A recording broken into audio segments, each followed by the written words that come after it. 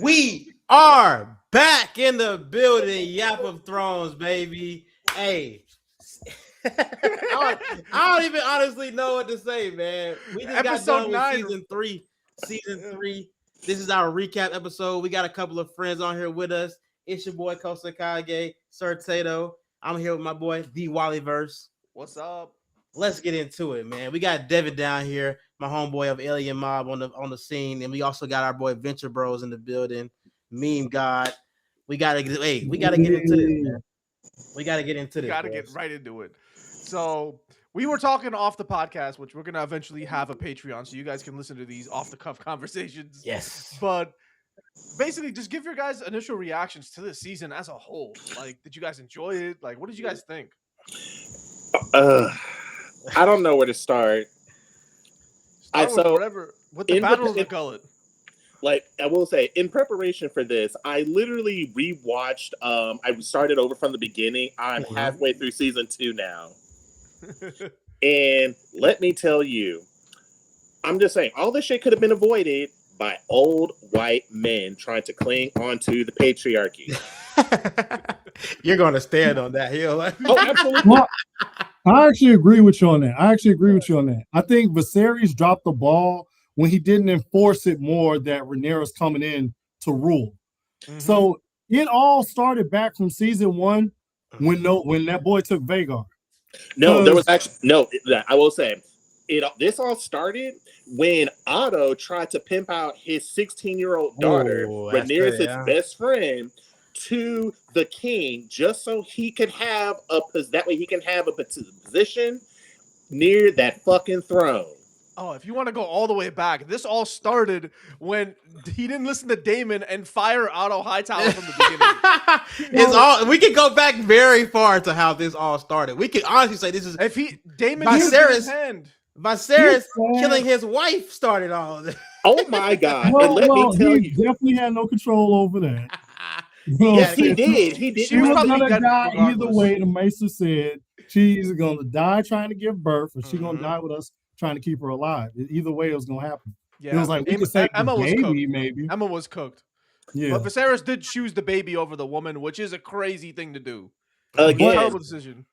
Targaryens, they get in their own way with this whole family bullshit. It's so annoying because it's like, look, y'all need to learn how to start handling shit in house versus making wars because of y'all bullshit. Because it's like, man, it's because we love the dragon so much. I think the show has done a great job showing so much dragon activity. And people mostly care about the dragons. That's what we got called dumbasses for saying that the best part of the House of the Dragon were the fucking dragons. That's what we were promised. People were like, oh, you guys only like the action, but we're like, the dragons in this show have such a personality, and they're the main focal point. The fact that these dragons are here are why the Targaryens have these varying factions. If Aemon doesn't have Vhagar, this isn't a war. Yeah, That's the whole point. I mean, I wouldn't at first when I saw Daemon's dragon, I was like, this dragon's fucking weird. But Caraxes is my favorite dragon by far now. The Israel Adesanya of dragons. His long neck is crazy. He's got no other dragon is doing it. That's why Sheep Stealer. I knew Sheep Stealer ain't have a chance because I'm like, yo, Caraxes Sheep Stealer was broke. Sheep Stealer was like Kimbo Slice. He's like the ultimate backyard brawler, but you put him in the UFC, he's getting jumped. That boy, Sheep Stealer was a trench baby. The dog shit out of what Caraxes? Or not Caraxes, Syrax. Syrax got owned.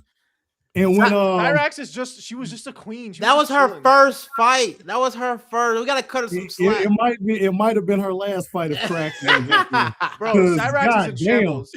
We gotta give C-Smoke. We gotta give C-Smoke. C-Smoke saved their ass there. Yeah, he gave her some. C-Smoke got body slammed too, though. He did, but he saved Syrax. But he's still here. Yeah, Syrax did get one really good cut in when she gashed his stomach. That might have been yeah. We don't know what Sheep Stealer has been through. That was a trench baby. He's going up against these dragons with he's got healthcare plans, 401ks. No, that nigga was basically 2 meals a day. No, honestly, think of that nigga was basically fucking Dio from JoJo's Bizarre Adventure. Came from nothing, coming in and hating on a legacy that wasn't even his. And I'm just like, Ugh, bro. I feel bad for him. That's why she was like, bro, if you don't get your broke ass the fuck on somewhere. That control over Caraxes is perfect. I get it. If any of us were in that world and we knew we could get a bond with the dragon and we try to go for it, you know, so I couldn't really knock her for that because wasn't nobody trying to give her any other dragons back, you know what I'm saying, at Dragonstone, King's Landing or anything like that. So she took what she could get. Like now, I do think she should have waited before she started trying to fight. Yeah, I mean, but like in her perspective, she flew to Dragonstone. She flew to Dragonstone, then she saw the Battle of the Gullet going on, and she's like, I have a dragon, I can go help. Obviously, but she ended up basically getting people dead. Yeah, she got Jace killed directly. She immediately burned her grandfather's ships. Like, as soon as she went over there, she still was just her Dracarys, and he just started blasting everybody. Like, that honestly might have been a turning point moment of the season, because what happens if Rhaena doesn't go to that battle and makes it to Dragonstone and they get another dragon? Do they somehow? So like Rhaena gets the Dragonstone and then the other dragons come in and then like no one, like third parties. Damn, I think Jace survives. They would have won the Battle of the Gullet, which would have given them a navy still and ships. Jace would have had reputation. He'd still be here. Yeah, Rhaena, and then they would have had the extra dragon with Sheep Stealer. Now I don't know if Clarity would have gone to the roof up in the dragon pit though. I don't think Sheep Stealer did that. No, they would try to figure out if they could control Sheep Stealer, because they first thought that he would never be able to be ridden. They were like, you can't ride I don't think so. She proved them wrong. I think Sheep Stealer might have stayed at a nearby cave, and they could have kept feeding Sheep Stealer. Yeah, but he wasn't about to go underground. Yeah, but he ain't going with them other dragons going like in captivity. He built a legit relationship with Rhaena. Like, he was bringing her food. In that battle with all the dragons, he was actively trying to protect her. That's why he was going crazy. He was, but she looked severely fucked up. Yeah, that's what happens when basically nobody wants to deal with you. And can we just talk about the fact? I'm like, girl, she was going through it. I'm like, you went from having a family loctician to basically getting your fucking shit twisted by Bone Qui over in fucking ghetto. And just messed up. She just need a good spa day. I'm like, oh my god. She looked clean in the final episode when Baela went to see her. I do think if she had went to certain people, she might have been okay. Like, if she had tried to go to Corlys, like maybe try to get a letter to him or something, I think he would have tried to hide her. You know what I'm saying? I think she just felt so much guilt. I think she felt so much guilt inside that she wanted to be exiled. Yeah, because it's like, from her, it's just like she basically shouldered the burden of being solely responsible for Jace dying, and I'm like, God, that's crazy. And I mean, and I get that, and then I was just like, there's no way. This has to become public knowledge. I'm like, there is no way that they are just going to let them keep playing in our face thinking, she's not, that Rhaenyra is not going to find out. She done already lost one kid on a dragon. Then now she's lost her two eldest. She's lost two in the span of weeks, I think. And then the whole season, I think, takes place over a month or 2 months max, maybe. We don't really get a time reference in Game of Thrones because people just teleport across the fucking. They just teleport. They use convenient timing. Like Alicent teleported, but it takes. Alicent got to fucking. She got to Harrenhal in half an episode. It takes a month and a half to get to fucking Tumbleton. It's crazy. I don't get it. No, what's crazy is the fact that how many times that bitch really tried to get out of the fucking castle, and every time she fucking failed. I'm like, because you're not dressed like the help. You're literally over here with these fucking silk dresses and shit, and you're you're not in disguise. I'm Team Alicent. Well, in her defense, she did get over to Rhaenyra before like that. So I'm Team Alicent for this season because honestly, she got Rhaenyra to the throne. She got the Hightower army to stand down. She got Rhaenyra in there with minimal bloodshed. Like she literally was tried about to have kill her own son. Both of them. She was ready to give up on more than one occasion. I don't give a fuck. If we got to be locked up, I'm not about to kill my own kid. Yeah, she. What if the kid was Joffrey? I still wouldn't kill him. Like even though Joffrey was fucked up, I couldn't bring myself to kill my own kid. I could lock his ass up. I could poison him to where he's like got the wall. moon. What do they call it? Especially knowing that you raised them to be like this. Yeah, you think you can just take you're not taking any responsibility for what you raised up and your role in all of this. And you're still blaming Rhaenyra at certain points. No, that 100% true. If you go that's back why to season one, it's so like crazy. the relationship with Alicent and Aegon in season one, she's like, Rhaenyra's gonna challenge any claims to the throne. You're the biggest claim, and he's like, but I don't want the throne. I don't want it. Like I don't want it. Meanwhile, on his Jon Snow. Snow. Well, I think that's where the character growth for him. Yeah, no, that's a good point because I think that's the character growth this season. Now he wants the throne. Now he wants to be strong honestly, enough to keep. I kind of want him to have it. Nah, he was graping. He was doing some messed up stuff. Like his sister is his wife, and also that's a Targaryen the mother thing. of his children. That's a Targaryen thing. I mean, Daemon and Rhaenyra is like weird as shit. That's just as bad. Yeah, I was about to say, don't let the show desensitize how messed up that is. Yeah. Like Team Black and Team Green, like rooting for either side, you're rooting for objectively, at minimum, a rapist or like an abuser, a manipulator. Like, well, that's the thing. We can root for a side because I do think Devan would be a just king. I think he's showing a lot of promise. We know he's not going to make it, but still, he does show a promise of being a just king. No, and I like Gwaine. I like Gwaine Hightower. He's respectable as a knight. You know, he carries with him that honor. I like when people have honor in House of the Dragon and Game of Thrones. Like that Lannister dude won me over when he was ready to stand with Aegon. Which is crazy because sidebar. I meant to ask, like, you know, I guess at the beginning of the series, were you guys team green or team black? I'm team black till I die. Team black, yeah. What's crazy is that I don't know. I was team green, but I was really team green for Alicent. Like Alicent and Helena. What did you like Alicent from season one? Like yes. You wanted what are Alicent's redeeming qualities? Alicent, this is the thing, and I think I know why you like Alicent so much. I gotta hear this. We didn't like Alicent, us Team Black, from day one because we thought Rhaenyra was in the right. We thought it was okay. But Rhaenyra was totally in the wrong. Her kids are illegitimate. She is lying about who they are. So Alicent not liking those kids and not wanting them to be betrothed and all that shit and wanting her family to go ahead and integrate in makes perfect sense. It was actually the right thing. And for me, it's like, so, okay, maybe, like, I don't know, maybe I'm just like a sap for a story or whatever, but it's just like, look, Alicent, like, you know, that whole, like, I guarantee you, she did not want that life because she's a child bride. Oh, yeah, she was definitely, she was like, she was a child bride. Let's be real. She was a child bride.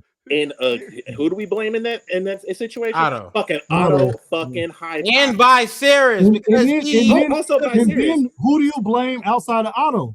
Otto's older brother, because he put the pressure on Otto to go ahead and make that happen. I do also put some blame on Viserys because it's like Viserys I mean, yes, the realm was at peace, but at the same time, it's just like, bro, do you really like?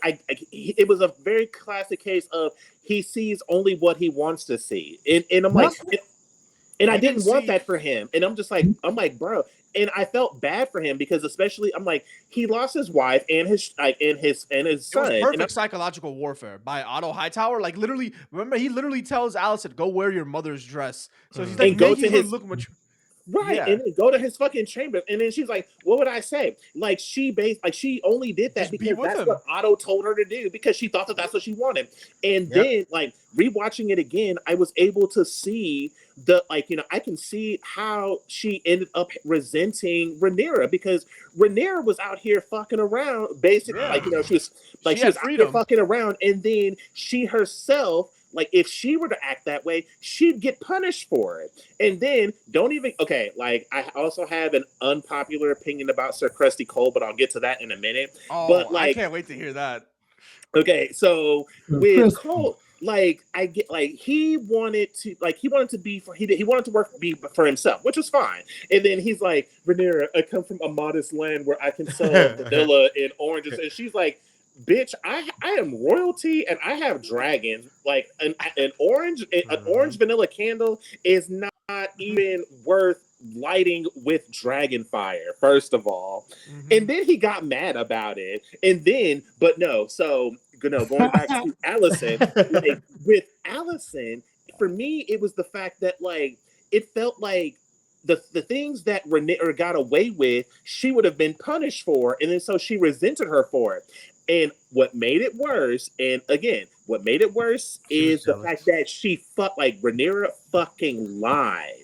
I'm like, that's she lied to Allison, which is betraying the friendship. That's very fair. But you betrayed the friendship when you had sex with my father. That's also my stepmother. I mean, yeah. Also okay, so this is the counter argument to people that say Rhaenyra was fucking around and that's why Allison was jealous. If Rhaenyra was a prince, no one would say that shit. No one would give a fuck. It's only because fucking patriarchy. My guy.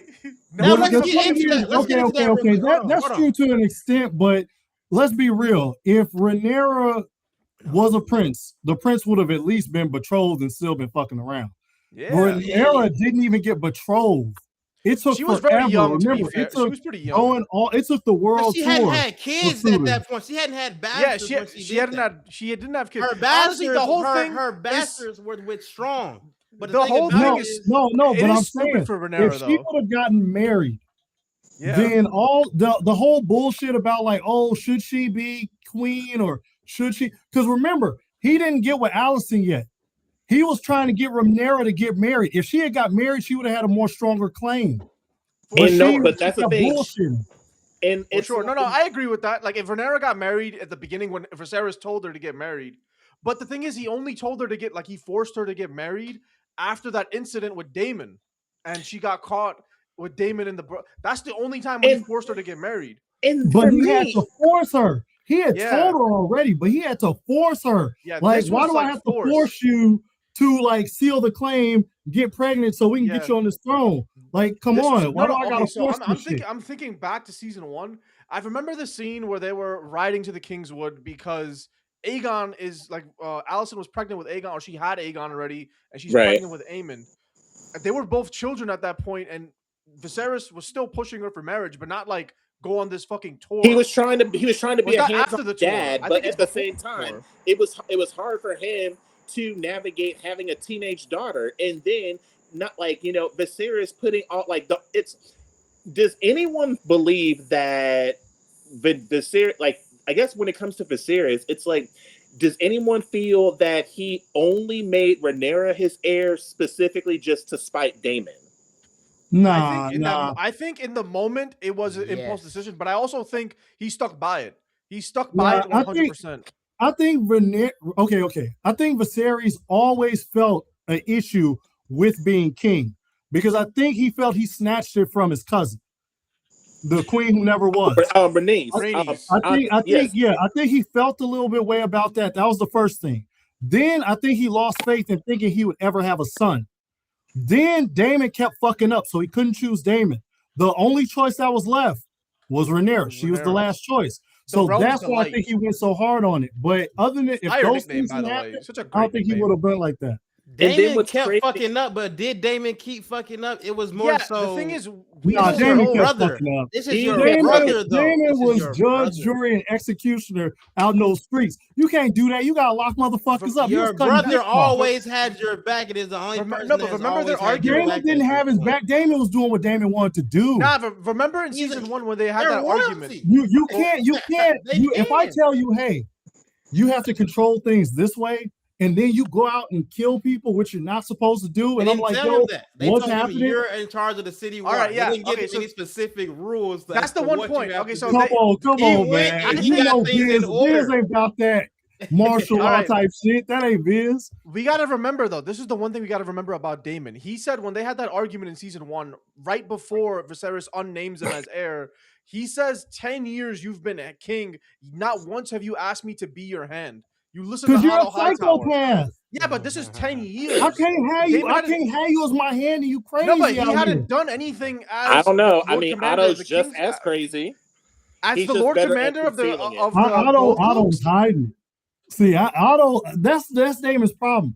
Daemon's so outwardly crazy and crashing out. If he had held some of it in to people not knowing about that, I think he has good ideas and he presents them in a bad way. That's what I could agree with. It was that let's not forget he killed his wife. Like, come on, man. Like saying Daemon isn't like an opportunist and he isn't crazy. That's wild. Well, it just what is the Targaryen? Like, there's a certain level of fucked upness that we accept in these characters. I think. Yeah, but it doesn't make it crazy because we know that. It doesn't make it okay for our world. They get a pass. No, it doesn't make it okay for our world. But in the Westerosi world, that's relatively normal. A Targaryen killing his wife? Who gives a fuck? And who's gonna kill the king next? Turn the blind eye for David, man. That's why Allison can't stand the motherfuckers because they get away with doing the most. Even though they think they're gods. But let's say this though. Let's say this. Rhaenyra, okay, we're saying that she lied. Her kids were illegitimate. Nothing that comes out of her is illegitimate. It is her. She is a Targaryen. She's the queen. She's the heir to the throne. She's the mother. You gotta remember. She's the woman. You're thinking society. We cool with people when they only have a kid or you know what I'm saying, blah blah blah, not true blood. Back then, they were fucking pure blood as fuck. Yeah, they don't like no bastards. Strong, completely removed. That's a whole different line. Valerians, that's old Valyria blood. No, but they still have Targaryen blood is the thing. They still have. They're not all Targaryen. They're not pure blood. Their mother is Targaryen. The queen is Targaryen. She's there. If you took a genetic test, they're probably pure Targaryen because of how fucking incestuous that family is. Viserys and Emma were cousins. They had Rhaenyra. There's like 3 Targaryens on their family. How much more Targaryen do you need? Their family tree is quite literally Valyrian blood. All she had to do was dye their hair. Valerians. If she would have dyed their hair, nobody would have cared. I've been saying that for the longest time. It's like because it would just be a rumor. Oh, the queen dyes the prince's hair. But okay, so that is one way to look at it. But remember, the other Targaryens didn't like them boys because of that shit either. Which other Targaryens? Aegon and Aemon?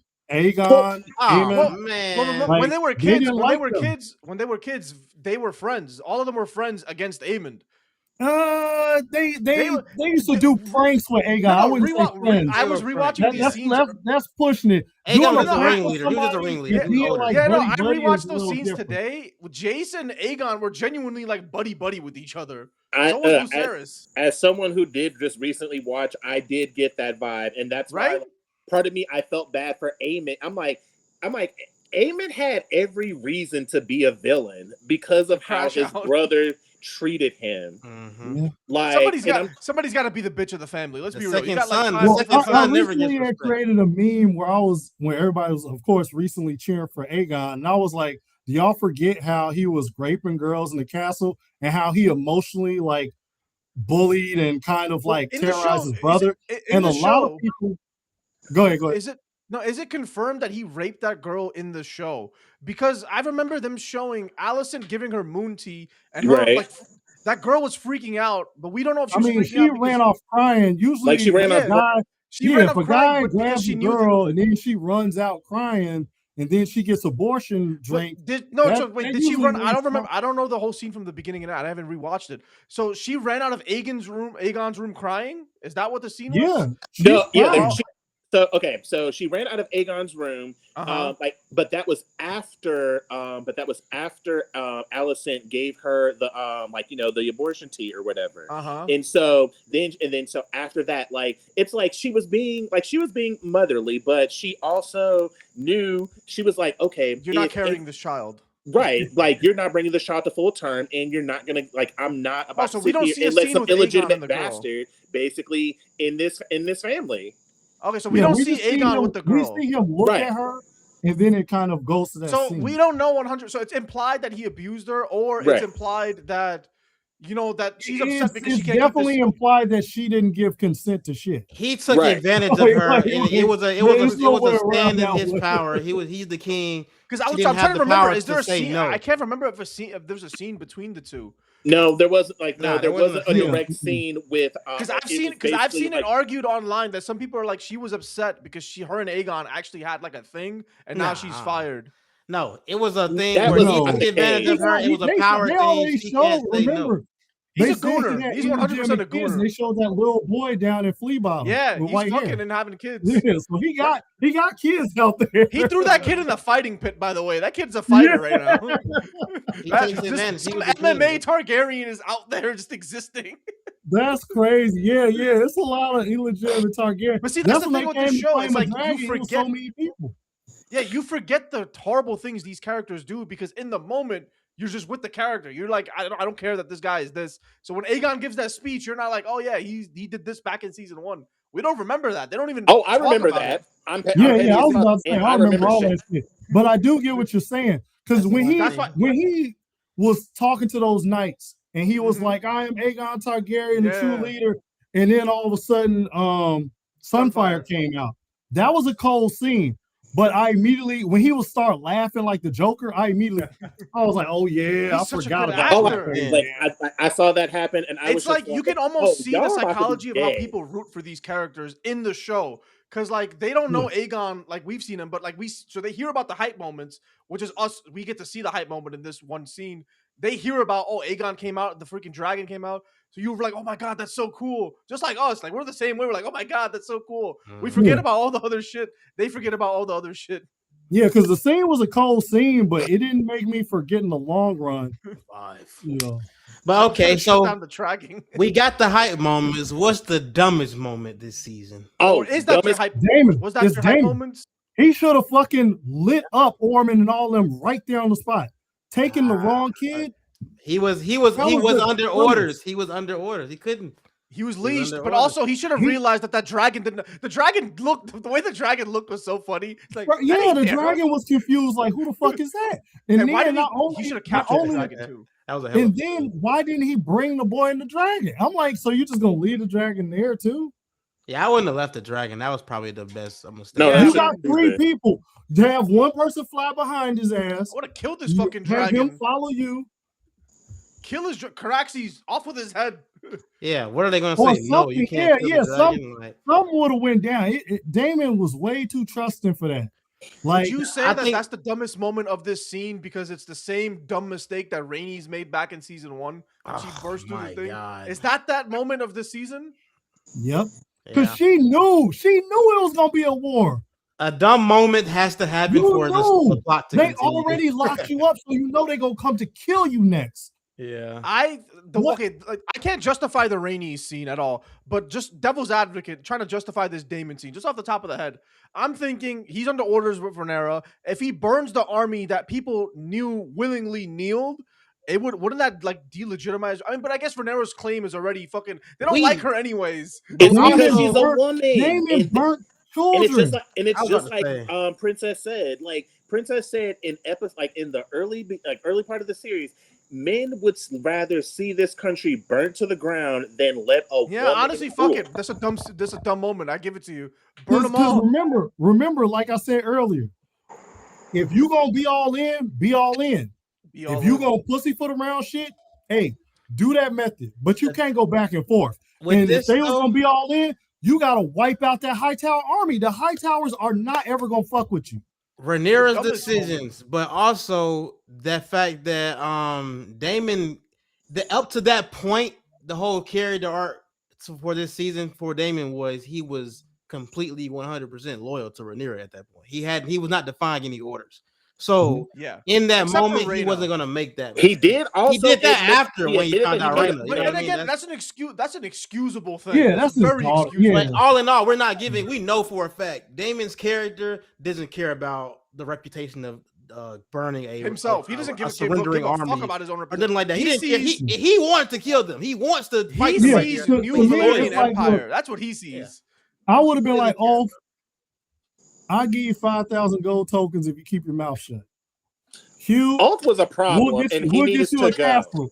We'll get you a castle. You keep your mouth shut, and I would have burnt all the motherfuckers because you know they're gonna come back.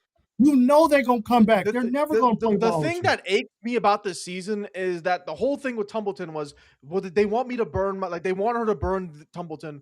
Ormond took Tumbleton hostage. She's like, I want to save Tumbleton, and at the end of the day, Tumbleton is in fucking shambles. All that for what? Everybody's dead. Like, this is war. Like, I don't know what she really thought. Like, it's war. It's the same problem. She's trying so hard to be like her father. Like, oh my god, that pissed me off this whole season. But Viserys wasn't even a king that was at war, though. He had the issue with the stepstones. That's like a mini battle compared to this fucking civil war that's tearing the country apart. Yes. And all of this could have been, and this part could have been avoided. Like if Allison would have made this choice sooner. Okay, it was season 2, episode 3 or 4, when Rhaenyra snuck into King's Landing to meet up with her. Right? Oh my god, the dumbest fuck that scene, fuck that episode. Like for me, okay, I was like I was just like this. You mean to tell me that you like so you can't so Allison? I'm like, you're making it hard for me to defend you. And I will try my best to defend her as much as possible. And it's just like, but the thing that pissed me off is I'm like, so you are aware that your husband, he thought that he was talking to Rhaenyra. And you thought, well, wait, my son is Aemon, so that means that he was obviously talking about Aemon. And the first thought should have been, hey, maybe let me double check with Rhaenyra first to see, or realize that he's not talking about like my Aegon. This dumbass is using that dumbass. Yeah, she was so thirsty for the throne. Thank you. If she had thought it out, she would have done what you said and talked to Rhaenyra. But she was so thirsty for the throne. You think that's Allison being thirsty for the throne? I she immediately told. Remember. When I say Allison thirsty for the throne, it represents her whole family. She immediately ran to Otto after that. She didn't run to her son. But remember, even Team Green at that point was divided because Allison wanted to put Aegon on the throne versus Otto wanting to put Aegon on the throne. It was the whole thing of who's going to claim Aegon and tell him that he's the king. She didn't just run to Otto. She ran to the council and said, hey, this is what Viserys said. Yeah, so even if it's two different factions trying to get Aegon on the throne, it's still the same result. Yeah, because it was still a high tower that made it happen. I think the whole thing was if Otto got to Aegon, Otto would have told Aegon, you got to kill Rhaenyra right now. And then that war, they would have launched an attack on Dragonstone before Rhaenyra even knew that Aegon was crowned. And then what's even crazier is that would have actually been smart though. Because remember, and they Allison didn't wanted to spare Rhaenyra. But no. It would have been smart on Team Green because look, they gave Team Black time. That was the problem. They didn't even know Viserys was dead until Meleys came back. Until Princess Rhaenys, she broke out. Right. She got her dragon out of the fucking dragon's chamber during the fucking ascension or whatever. They should have sent them to go ahead and kill him before they found out Viserys was dead. They should have said Vhagar to Dragonstone and killed everybody. But without consent. Honestly, without consent at that point, because if you really, like you said, go fucking all in. If you're ready to go all in and betray Rhaenyra, you fucking send Aemon there. You crown Aegon. Why are we tiptoeing? Because you're gonna do some fucked up shit. It's just, do you want to do this now? Honestly, I would respect the Team Green more for that. Like if Aegon's getting crowned over here, King's Landing is all happy, cheery. Meanwhile, Aemon is just fucking burning everybody. I would have respected the Targaryens as a whole more if they just handled their. Honestly, it probably would have saved House Targaryen in the long term. Action that they decided to do. Let's go around and try to recruit everybody and make sure they're on our side. Fuck that. Fuck the people you have dragons. Shit. Both houses. That was their first thought. Vhagar and Aemon went to the that's because they had time to gather the armies instead of just doing a sneak attack. Which is why Aegon's twin plan was low-key pretty fire. It almost worked. He got real close. When he sent the twin after Rhaenyra. No, that was Eric and Eric. Yes. Yeah. Oh yeah. That was cool, but it was the dumbest plan of all time. Hey, he looks the same. Why not? And this shit worked. That was the highlight of season 2. That fight was got to the bedroom. His brother called him. I was like, damn. And he got close.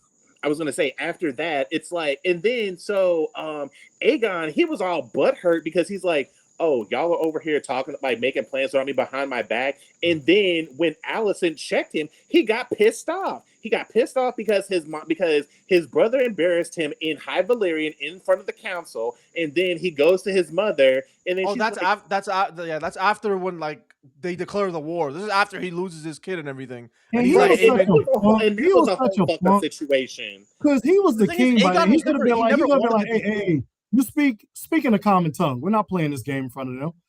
He could have checked. He's not that smart to say something like that. Yeah. No, you're right. He's not smart enough. Somebody pointed out that Aegon is very fluent in understanding Valyrian. He's just not good at speaking it. So he stuttered. It made him look weak, even though he knew exactly what he wanted to say. He's just not fluent at talking at it. He knew exactly what Aemon said too. Mm-hmm. So it's like you just punked him for no reason. He was belittling him. He was undermining him. That's what I mean, out of all the shit that Aegon's done to Aemon, I think that little punking is fair. And Aemon, I honestly wouldn't have thought that Aemon would have been, so cool with Aegon still being alive. I thought he was gonna try to kill him. Ego death. He went through all that. He went through all that stuff in Harrenhal with all that. Once you have time to reflect on the fact that I'm a kinslayer, I killed my brother. I think he was just happy that he wasn't a kinslayer. That scene was, I'm alive. I think that whole loneliness alone shit. That shit really affected him. We have to remember that we're in this world of Game of Thrones, and being when you get labeled something like a kinslayer, like you said, we hear bastard, we're like, who cares? You're somebody else's son, you blah blah blah outside the marriage. In this world, you're a bastard. It's terrible. You're a kinslayer, and that's getting around the realm that you're a kinslayer. Because even Damon what's the he was about to kill himself. He was like kinslayer. He was like babe killer. David was babe killer. They were like babe killer. Like, motherfucker, did you not just line up? That nigga was offended like he did. I'm like, bro, you objective, like you basically put that hit out, but at the same time, you hired an idiot to you hired somebody who can't breathe. I don't think Damon is responsible for the death of Jaehaerys. That was blood and cheese's the thing. No, that's the other baby. Yes. He was gonna. He wanted Aemon. Yeah, he was gonna kill one of the babies. He didn't want the baby. He wanted. He wanted Aemon. They killed the babies. That was on them. He said, "I want Aemon." Oh, he didn't say. I don't think he said Aemon. Did he? He was still gonna be Vernero. No, he did tell them Aemon. Vernero was like, "Remember at the end of season 1, bring me Aemon the Targaryen." So where did Blood and Cheese get that son for a son thing from? Son for a son is what Vernero said, and she wanted Aemon. She wanted Alicent's son. She didn't want her. But Damon gave them Aemon, and Aemon wasn't in the castle, and the prince was in the castle. So these morons are like, let's just kill the heir. So that was just all their choice. That was all their. Well, they couldn't find Aemon because they couldn't find Aegon at that time because they couldn't find Aemon or Aegon, so they found the queen and they found the heirs and stuff. But it's like, okay, we can't find Aemon. Mission fails for now. No one listens to anybody in this fucking show. They're just doing their own thing. Let's just escape and get out of here. We're still rat catchers in this. Okay, mission failed. We can't find Aemon. Alternate objective: chop off a baby's head. Like what? First of all, it would have been easy. Just kill Helena at that point. Why are you gonna go after? Let's kill the queen. You could have. Not only that though, they said we're gonna kill a babe, but let's make the queen choose which one we should kill. Which is even crazy. It's even worse. Y'all went above and beyond to be cruel and shit. It's like y'all don't even have to do that. No, what's crazy is that after that, it was crazy the fact that where was Kristen, Sir Kristen Cole when that was fucking Allison? He was fucking Allison. Wow, that's so rough. And they're gonna talk about duty versus law, bitch. You have no ground to stand on. You have no moral ground to stand on. You are eating the queen out. Respect for Kristen the rest of the show until that last episode where he killed 15 motherfuckers. I was like, oh shit, I forgot he was cold as hell. He was swinging that mace. It was season 2. I was like, man, fuck him. Season 3, I was like, man, fuck him. And then we know some people. I was like, okay. I forgot he was about you. You know what's bad funny? We talked about that in the episode where he dies. We like, oh, he went off. We just didn't post that clip. Yeah. Oh, I don't care. I'm glad we didn't because there's a fuck Kristen Cole. I don't want to give him flowers, but we talk about it. We go through all the scenes. Can I share? No, you can't. Are you gonna defend Kristen Cole? I know exactly. No. I'm actually not gonna defend him. I'm just saying I was a little bit sad when he died because he's not. Nah, Fabian is a handsome dude. Wow, he's a handsome He fucker. cares about the actor. He's a good-looking dude. Dude, even he has that nice flow. Like, he's a handsome dude. Right. Like, that's really why I'm mad. And then I'm just like, bro, you do realize that you're directly responsible for the fact that Helena lost her child, right? Because you're over here, blowing Allison's back out. And then I think Allison, you should have been defending the castle. Right. And then Allison's first thought after all of that was she cared more about what Helena saw after she just watched two men kill her other child. What's insane is that even though Kristen Cole could have been a fucking Allison, that's why I said, at least put a damn guard on the queen. Why is the queen unguarded with the heirs? That is just terrible tactics. And you're supposed to care, and you spend all this time in season 3 acting like you cared about your daughter so much. You did not like Allison. Honestly, like at that point, it's like the queen and the kids deserve to die because just the fucking incompetence. How the fuck are two assassins sneaking into their personal bedrooms and killing them? Come on, having a conversation with them. They had a conversation with her. They had enough time to be like, "Yo, let's be cruel about this. Play a fucking sick Saw game." You can be an Allison fan all you want. Helena jumping out the window fucked me up, man.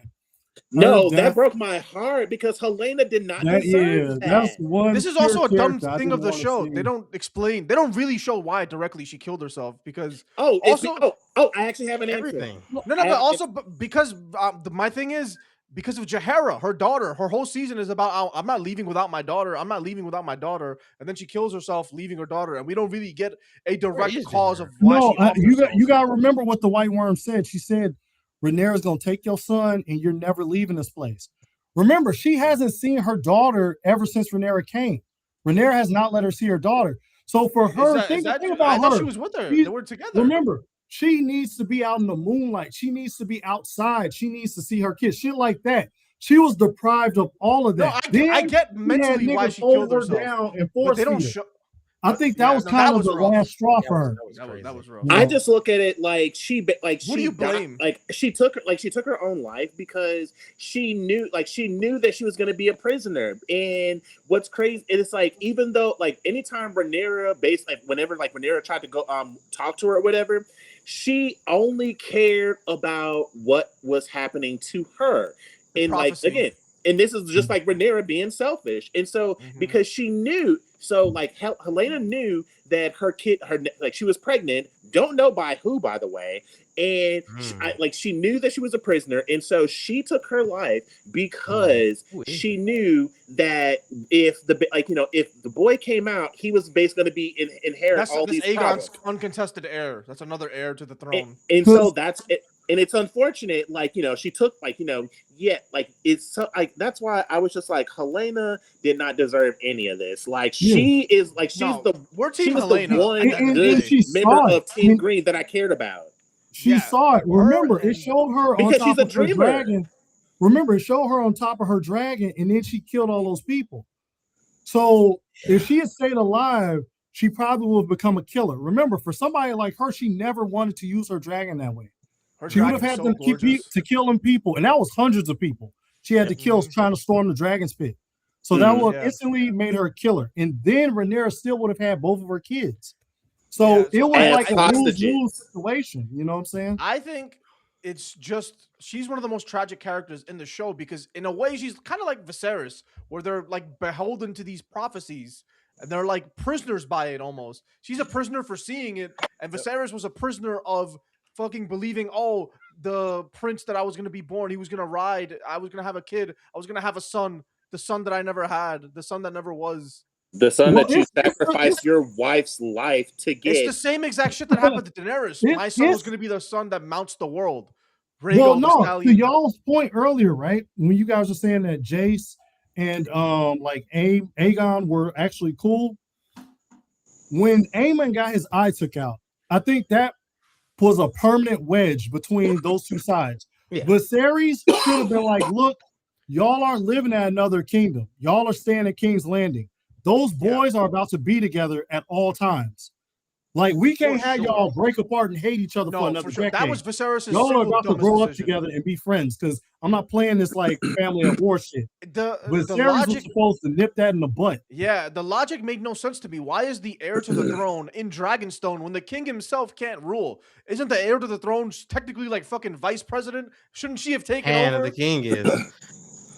But even if that were true, without his blessing, so she couldn't just stay there because her and Daemon wouldn't have been able to get married. And then also, it's the fact, like, even though Viserys was still alive and Rhaenyra was his heir, he was like, there was still Alicent who was the queen, and they're gonna take queen. They're gonna take the queen over fucking Rhaenyra every time. No, but the thing is, like, Viserys at one point he would like we don't see his sickness progress. We see him, he's sick, and then we cut to the future when they're married and the kids are older, and he's a fucking zombie. We don't see that middle ground where he begins to get sick and the power starts transitioning from Viserys into the Team Green Council. Well, so, isn't that kind of Rhaenyra's fault though? They stayed away. No, that's what I'm saying. Like, Rhaenyra, as soon as that shit became fucking a thing where Viserys can no longer rule, he should have been like, all right, I'm declaring Rhaenyra queen right now. While I'm alive. Yeah, queen. While I'm fucking alive right now, while I'm conscious in front of the whole realm, Rhaenyra is the queen. I mean, he did make that dramatic walk back up to. He did. That was his last day alive, though. The realm wasn't alive there. The realm didn't see that. Just the people in the fucking throne room saw that. Yeah. Even though that was cold as hell, you know what I'm saying? He was that's the best scene of the series. Yeah, no, for me, it was the fucking audacity of fucking Otto Hightower. This bitch is over here sitting on the fucking throne. I'm like, sir, just because your daughter is the queen and you pimped out because the hand is the king acts as like the king, fucking like acts like the king, and I forgot the name they actually call it. What do they call it? King consort or something? No, the king's hand. No, in season one they call Ned it. He's like, I'm the king. And there's like, no, you're the something, not the actual king, not the hand of the king. It's king like consort, probably. Not king consort. It's something else. King consort is what Daemon is. It's the husband of the queen. Oh, right. Not a king, it's like the Westerosi term of acting king. I don't know. I don't know what is it called. Look it up. But it's like the term is like acting king of Westeros, even though you're not actually the king. It's what Ned became. It's what I think it is acting king because it's what Ned. It's what Robert names Ned before he goes on his hunt. He goes, "You'll be king." Oh, protector of the. Well, no, not protector of the realm. It's like a very specific name, and it's gonna be something so obvious. King Regent. Is it King? No, Regent? That's Daemon. That's again. I think it's King. It's King Regent. Is it? It's King's Regent? Yeah. King Regent, temporary ruler who governs a kingdom when the actual monarch is on. Yeah, all right. Yeah, well, that's exactly what he should. He should have been the queen. He should have named their queen regent with Daemon as the king consort, and then Team Black could have fucking brought their own council in. Did he ever give a blessing? Did he ever give that blessing for Daemon to marry Rhaenyra? Hell no. Never gave that. I don't think he did. They married in the Targaryen ceremony. They got married. They never saw him again until they came when he was dying. And he showed them the kids. Yeah. He showed them the kids. That was after the second time. That was after the time skip. That's probably what finally killed him. He's like, oh no. He's like, he fucked you. Well, no, he did like the kids. You fucked my daughter. How many times in 5 years? Remember, she named one of the kids Viserys, and he was like, oh, a name for a king. So he was comfortable with the kids, you know what I'm saying? Because he was happy to see his family again. He's dying. Yeah, he was just happy to see them. Yeah, that's why I said they should have came back a lot earlier. Way earlier. That's their fault. That's I'll get 100. Like, as soon as they heard, like, even Rhaenyra says, "You mean Alicent is ruling?" Like, she says that at one point. Not even somebody had been poisoning them. Before they left, they knew that they were drugging him with milk with a poppy. Yeah, they knew he was declining. That's why Daemon was looking at his drink like, what the fuck? He picked up Viserys. He was high as fuck. He was like, and that's why Rhaenyra begs him. He's like, I need you to defend me today. Because if Team Green had their way, Rhaenyra's kids would have been declared official bastards. Oh, they would have been bastards, and Vaemon would have got Driftmark. Vaemon, yeah. But I mean, Sea Snake was alive. Sea Snake was alive anyway, so that shit would have been until Sea Snake had woken up. Yeah, he was so their plan would have they might have ended up killing fucking Sea Snake. Who knows what Team Green would have done had they got Vaemon on Driftmark. I don't know if Vaemon would have killed. Basically, there was nobody. Fucking Corlys didn't give no fucks that his Corlys was still on the council though at that point, right? And he was Corlys in a is coma. still He was on the the master. shit. He was the master. He was in a coma because he got He's the stabbed. master of he was in a sleeping. coma. He's the Yeah, master he of was dying. sleeping. So at the time that Viserys was dying, the only people that were on It the was all future team- it team was Black all was Team just Green. Meleese. Meleese was in Yeah. King's Not Landing, even right? Melees was invited to King's Landing. Not Meleese, but Rhaenys. Yeah, Rhaenys. Her Yeah. dragon. Rhaenys was the dragon only is one. Rhaenys was yeah. ruling Driftmark in her stead, and Vaemond came to take the fucking crown from Rhaenys. He's like, "You're not Lord. Like my brother's about to die, and you'll be." So there was nothing." nobody in King's Landing to represent. There was no one on Team No. Black in King's No, Landing, that's except why for the Loyal. Greens had such a hold on. Remember when Daemon came and they changed how everything looked? And It then was that everybody was shocked, like, where the fuck is the It was dragon the Green stuff? There was Targaryen that tribe. one guy It on the was council that Kristen Cole killed when he made him sit down. He- He was- That's That's right. he a part. Damn, I forgot who family he's a part of. He was like, no, He was a Lannister. Rhaenyra, I don't think the king would. And then he was like, sit down, old man. And then He killed he Yeah, hit it him in the head with that killed him. fucking he ball. killed him. Christian Cole can't just kill.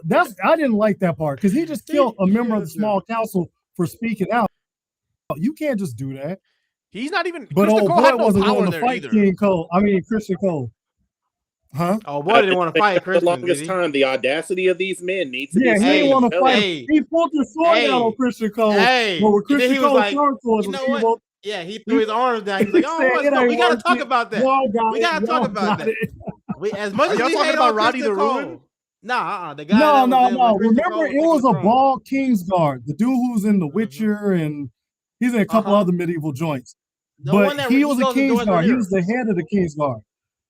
And Christian Cole killed that Oh small yeah, council okay, dude. I'm And he with you now. I'm pulled with the you sword now. on Christian Cole. Was like, you can't do that. And then Christian Cole put his sword back on him. Like, I'll do He didn't want to anything for fight the that boy. queen. He didn't want The that old smoke. boy dropped the sword. Like, all right. He did not want I that think- smoke. I see you, It makes Christian sense Cole. because I see how he you ended up fighting now. he ended He up ain't want joining that smoke, Rhaenyra's man. council. Although if he ended up killing Kristen Cole there, that might have been a huge L for Team Green because they would have no one. Aemon wouldn't have anybody to like coordinate with. The Team Green army. Yeah, would he be in wouldn't have been. shambles. Yeah, they needed the Kingmaker. Or The show kind or- of didn't or- show the importance. Ormond of would have Kristen taken Cole, power. but- Ormond would have probably taken power much sooner than if Kristen Cole wasn't a player. Possibly. All right, Yeah, so what yeah. would you guys read? This is a good one. What would you guys rewrite for season 3? You're in the writer's room. They have the whole season laid out for you. You get to pick one thing you would rewrite. What are The you fucking pointing at? hair rewriting? dye. What? The hair dye. The hair dye. That's one thing. You're rewriting the hair dye. Yes, those. Wait. Hair dye for Jace, 1000%. But even though that was, I meant from season in season 3, like specifically for season 3. okay, fine. Okay, damn. I actually might need a minute because I'm like my other thing would just be don't give these broke bitches dragons. But that was in like season 2. That was season 2 too. If I were to rewrite something, I would probably rewrite the character Nettles. I probably would bring her in and have her claim sheep stealer and that whole storyline. Interesting. Because that kind of the show's not going to do this, so this isn't a spoiler. But Daemon had a thing with Nettles, and that's when Daemon leaves with Nettles. They go to Harrenhal, and then when he's at Harrenhal, he waits for Aemon to come with Vhagar, and then that's when Daemon does his last fight. But in the book, we don't know if Daemon's dead or not. I mean, it's heavily implied because he was on a dragon and he jumped off to kill Aemon, but we don't know if Daemon's alive or dead. They never find his body, but they find Aemon's body with Dark Sister in his eye, and they find the 2 dragons dead on the ground. Spoiler. Well, this is in the book. I don't know if they're gonna do this in the show. Okay, Honestly, I do have at this one point, other thing. anything's up for grabs in the show because we don't know. I'm glad that they're changing things, honestly. Yeah, they changed honestly, a lot of shit. They're They definitely going to do changed- Aemon versus Aemon versus Daemon is 100% happening. Whether or not the Battle of the God's Eye plays out exactly how it does in the books. Yeah, I don't see them playing it out like they had in the because the show is just too good at adding like fight stuff. Where in the book it's just a quick lock up and then boom, he jumps and kills Aemon. Yeah, I don't think Because the remember, show like is you gonna said, the do books that. are written by the Maester, so they wouldn't even be there. It would literally be them reconstructing the battle after seeing Aemon's corpse. They would just assume that this is what happened. They wouldn't be able to act because no one saw it. Who the fuck would witness the? Well, unless they talk to old girl that's immortal. I would simply change Daemon not burning the High Tower army up. That's what I would change. So we don't have to spend all that time in Tumbleton. I think that honestly, you could. I would have Daemon burn Ormond and Daeron, kill Tessarion, all the High Tower army, so there is no Tumbleton battle. Ulf doesn't turn. Hugh Hammer's wife doesn't fucking die because of that. And then we go back to Aemon and Aegon. That the scene that the fucking ending of the season wound right back up to where season 2 ended off, with Aegon and Aemon being like the only opposing threat to Rhaenyra's rule. Team Green. It's like there's a really weird detour. And this ain't a spoiler, but we're not done with Tumbleton. Oh God. There's nothing left of Tumbleton. It's ash. Yeah, I'm about to say that shit like Driftmark. Let's go get rebuilt. But where Tumbleton ended off is like both the armies are there. Everybody's just in shambles running away because there's fucking fire everywhere. Yeah. Oh, I saw. Who wins that battle? By the way, Team Green. Team Green. So Team Green is considered the victors of that battle right now. Because Darren is still alive, and he still got a dragon. They win. Yeah. Remember, the person that they think is that they're claiming is king is still alive, and he still got a dragon. And then technically, Ulf has jumped ship. And remember, Hugh is there with Vermithor. So Vermithor Caraxes ended up chasing Silverwing off, and they were riderless. Yeah, we don't know. Well, remember, Caraxes was chasing after Silverwing, and Vermithor was chasing after Caraxes. Yeah, they were all flying off, and all of them are riderless except for Silverwing. Because Silverwing were they riderless? Yeah, Caraxes and Vermithor were. Yeah, Ulf is on Silverwing. Yeah, Ulf is on Silverwing, but Caraxes and Vermithor are on their own. I just don't see. Why would Caraxes fly off by himself? Because Caraxes and Daemon are linked like that. Once he sees that Silverwing is attacking Daemon's forces, it attacks back. Yeah. So remember the bond between Caraxes doubles back. Maybe Caraxes doubles back, which is what I'm thinking would do. He'll come. Yeah.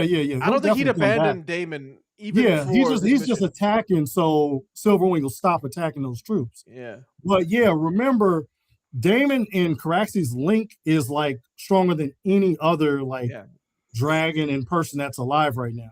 So right now, Daemon is in Tumbleton riderless. No ride. Daemon's in Tumbleton running like he's escaping towards the recovering from that ass with the rest of the army recovering and shit. It wasn't an ass whooping. Recover from that. It was not that bad of an ass whooping. These reports are greatly exaggerated. He was Targaryen gut shot. He got whooped, but he got his shots in. He got some shots in. Yeah, it was sauce. This is why there's weight classes in MMA, by the way. You take two skilled fighters with the same level of skills, the one who's heavier is going to win up close. This is why we have weight classes. Look, I'll give you this.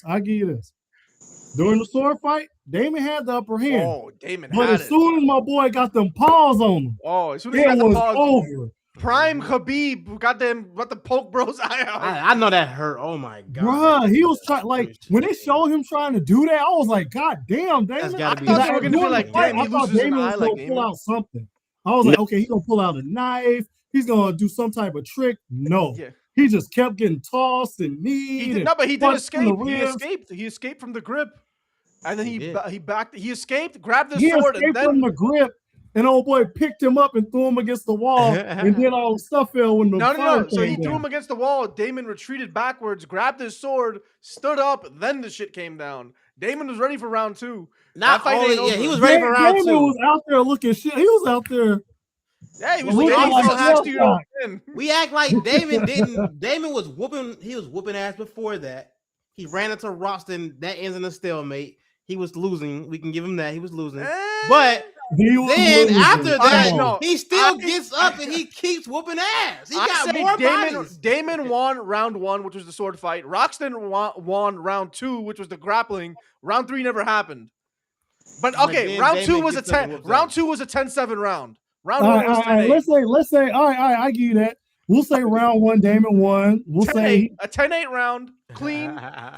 Round 2, Daemon lost 10-7. Okay.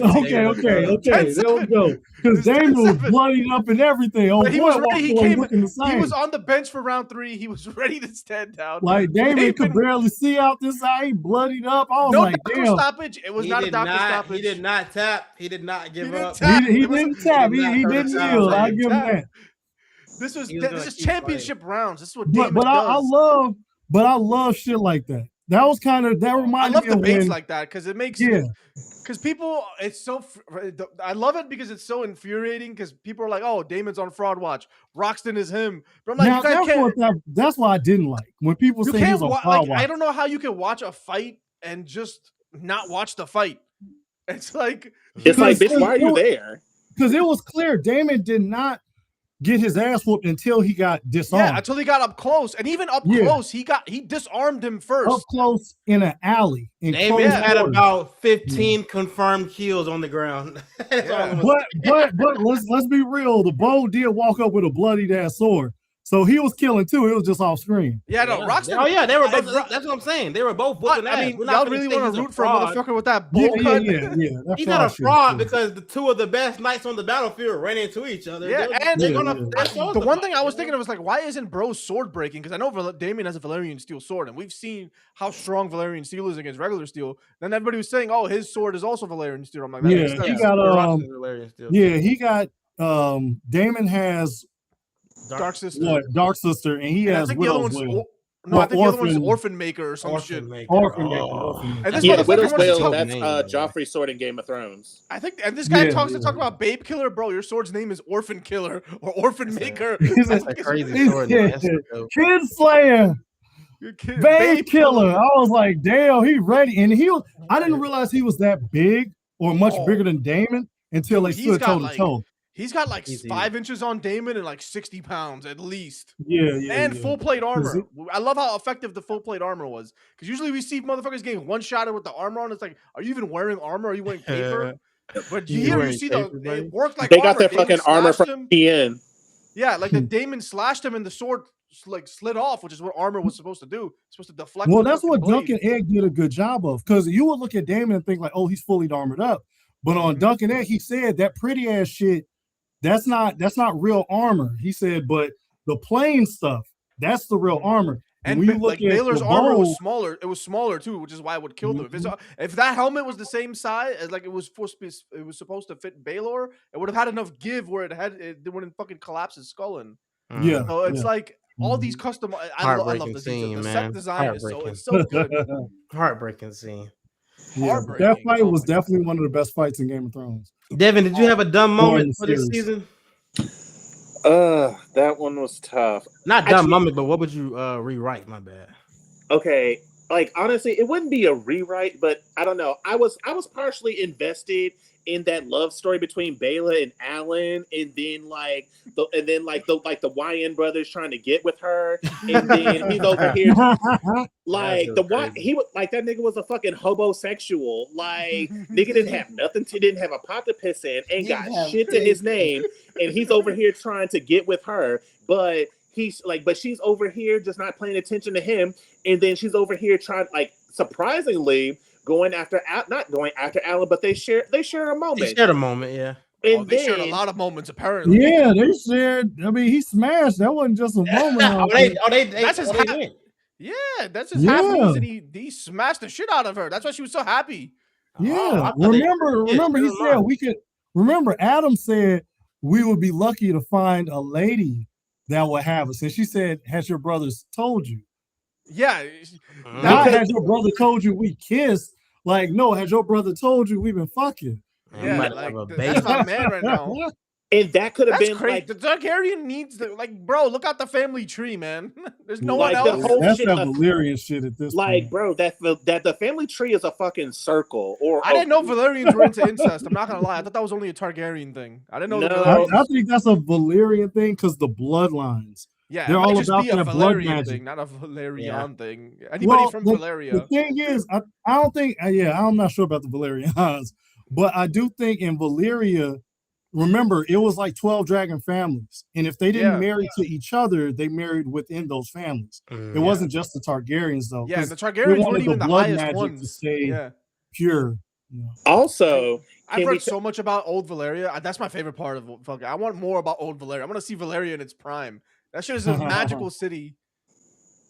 Valeria's Krypton, Yeah, literally, that's what it sounds like. Do y'all know who the smartest person is in House of the Dragon right now?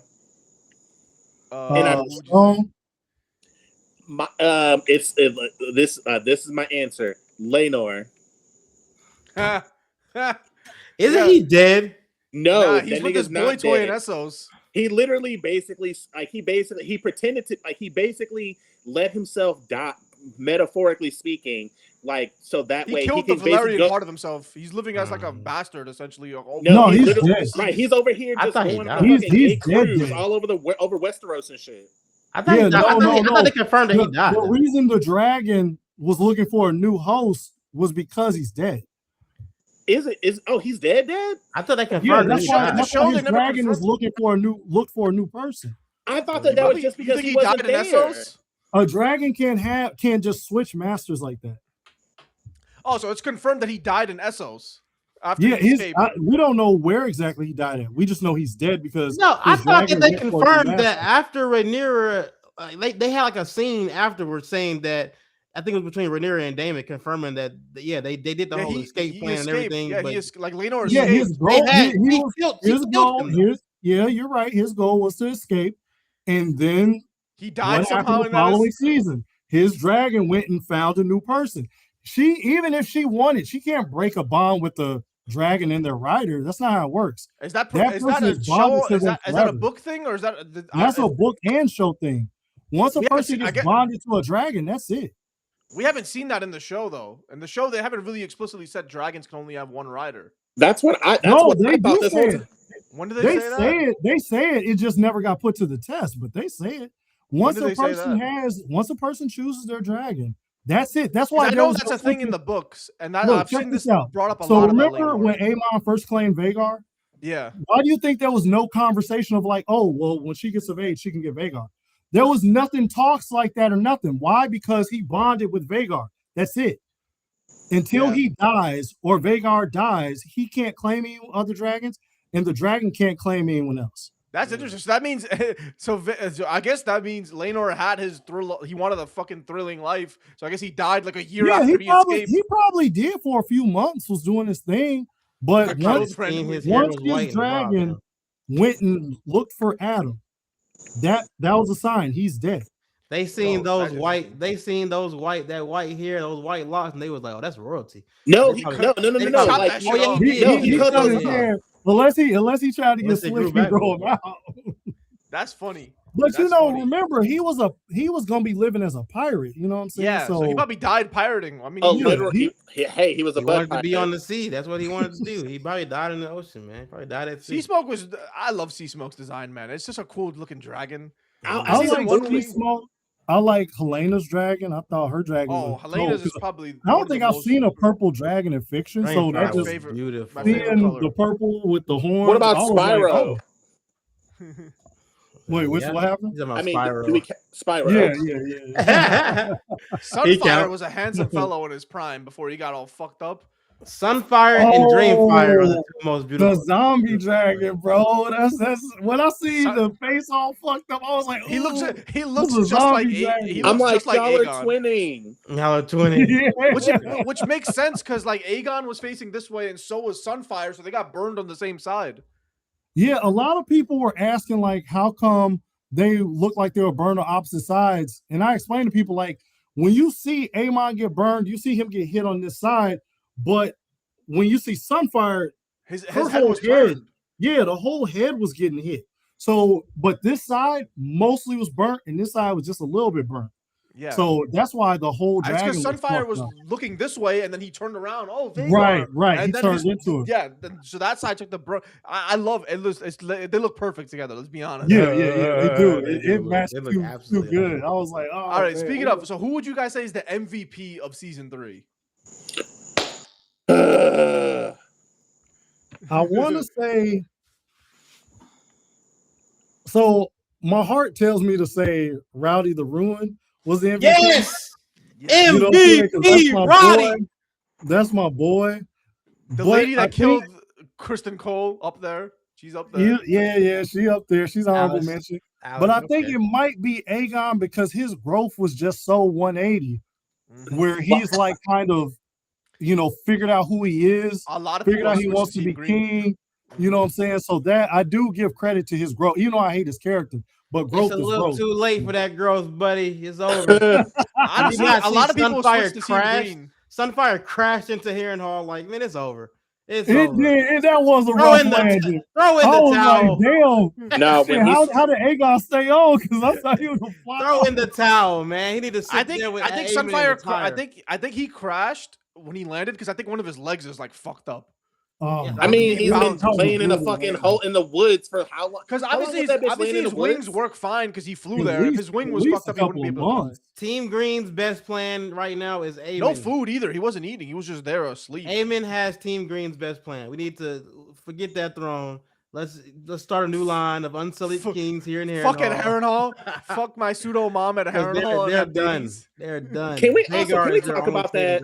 Can we talk about that was such like that curveball, like that the beginning of the that's implied. No, I guess like at the beginning, like I was watching that scene and I'm just like, I'm like, wait a minute. I'm like, there's no way. Like, and then come to find out that it was that fucking that water witch.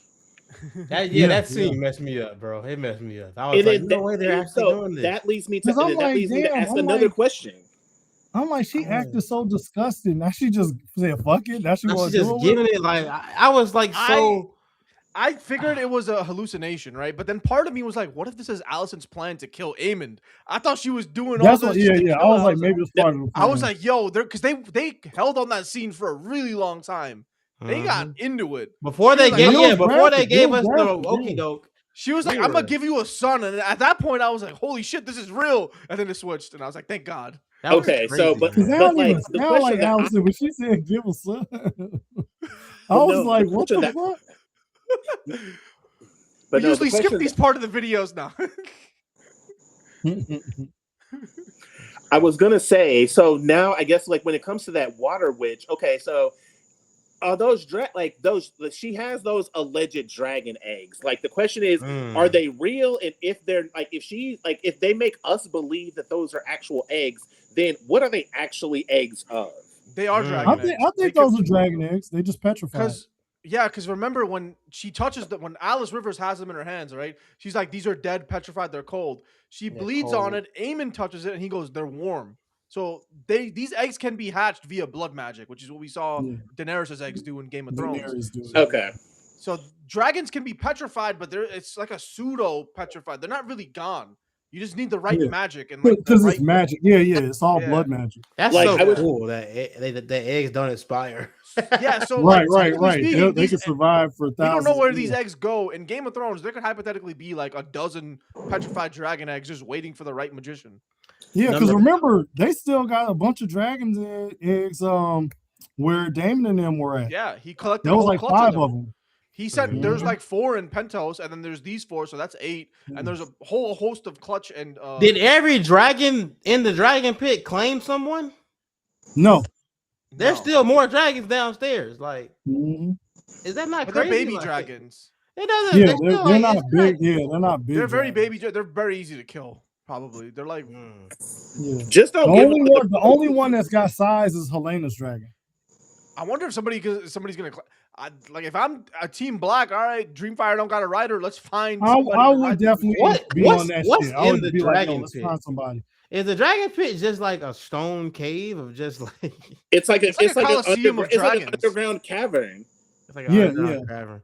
So the dragons are allowed. Are they fully growing in there? Yeah, no, they're growing. That's the whole point, though. Is like their growth gets stunted. Their growth gets stunted because they're not allowed to roam free. Yeah. So that's why you see sheep still is so much bigger than some of them, but they're close in age. Yeah, because sheep still have been out in the wild. That's why Dany's dragons are so big compared to like Vermax, who's like 17. So like Vermithor and Silverwing, Vermithor and Silverwing have been outside. Vermithor is a war dragon. He's been in the shit. He's I think he's the second generation. Yeah, he was Jaehaerys. Yeah, that's why Vermithor is the second biggest. So when did they decide to lock the dragon in the dragon pit? At what point was that? After I think when they had too many. I think that was Jaehaerys. That was Jaehaerys' reign. Jaehaerys the one who created that big. Because the dragons aren't too small just yet, but like generations of this is because like 100 years from now, it's Night of the Seven Kingdoms and dragons are dead. So within. So are we blaming? Do we blame Jaehaerys for the extinction of the dragons, or do we blame? No, you blame this war for the extinction of the dragons. Yeah, you definitely blame this war. Yeah, because. First of all, this war showed people that dragons are not immortal when they fucking ran around with Melee's head on like why would you do that? Like You're the Targaryens. That's so fucking rude. You're Targaryens and you're dragging your main mascot's head around. Like, right, we like, can do it our own. First of Your all, main it's power. always sad enough. Y'all are killing your own family members and dragons that have been around your family for like 100 years. Terrible. That's the first thing. Then you letting the common folk just run around with their bodies. Like, yo, I'll be like, look, even though we killed that dragon, y'all can't fucking touch him. Like, we're about to bury him. Terrible military tactics right there. Just off the cuff. This is just horrible propaganda. They need a fucking PR machine. They need this is even Sunfire, it don't make no sense why Sunfire was sitting out there for months. Yeah. I don't think that's crazy. Why are you not retrieving your dead dragons? On both sides, it was a stupid mistake. One, why didn't you confirm Sunfire's fucking dead? Chop that shit's head off. Make sure it's dead. And for Team Green, why didn't you try to recover this dragon and bring it back to Dragonstone? Why don't you give the same respect that they give to Targaryens and Dragon Riders? I want to die in Dragonfire. I want to die at battle. Your dragons should be treated with that same dignity and respect too. Like, bro, let them die in fire or something. Like, take their bodies and bury them. Whatever you got to do. MVP of the season, honestly, might have to be Sunfire because of that scene. That one scene with him when he came out the forest was fire. Yeah, that was cool. That was looking dope. like a zombie, boy. Also, Daemon, like, all of Daemon's suggestions in this season have been cooking. No one's listening to him, but he's pulled through for Team Black. He got Rhaenyra her gold from the Veil. He got the fucking, what else did he do? He told her we should have killed Daeron and Ormond in the beginning. But Daemon also said we should go around and just take over the entire world. Why not? I mean, when you have dragons, I mean, it's an inevitable thought. If we're talking about they can't even. You see how hard it is. They can't even get Westeros, but they talking about taking over the whole world. But they can't get Westeros. They're lofty ambitions. They can't even take. No, they've never taken Dorne. All right, so now we're onto this. Like, craft the perfect council for Rhaenyra. Like, you guys are in charge of her council. How would you craft it? Who are you putting on the council? That's alive right now, or we're talking? That's alive right now, or right like now. Was alive at the start in this time period. Who on her council? Like, they have to be alive, or like just on. Like, this they were alive in this season, or like when she took the throne, or like in general. Honestly, anybody from all of Game of Westeros, from House of the Dragon's time, obviously. Okay, so for me, so Rhaenyra, obviously the queen. I've got Rhaenys as the queen's hand.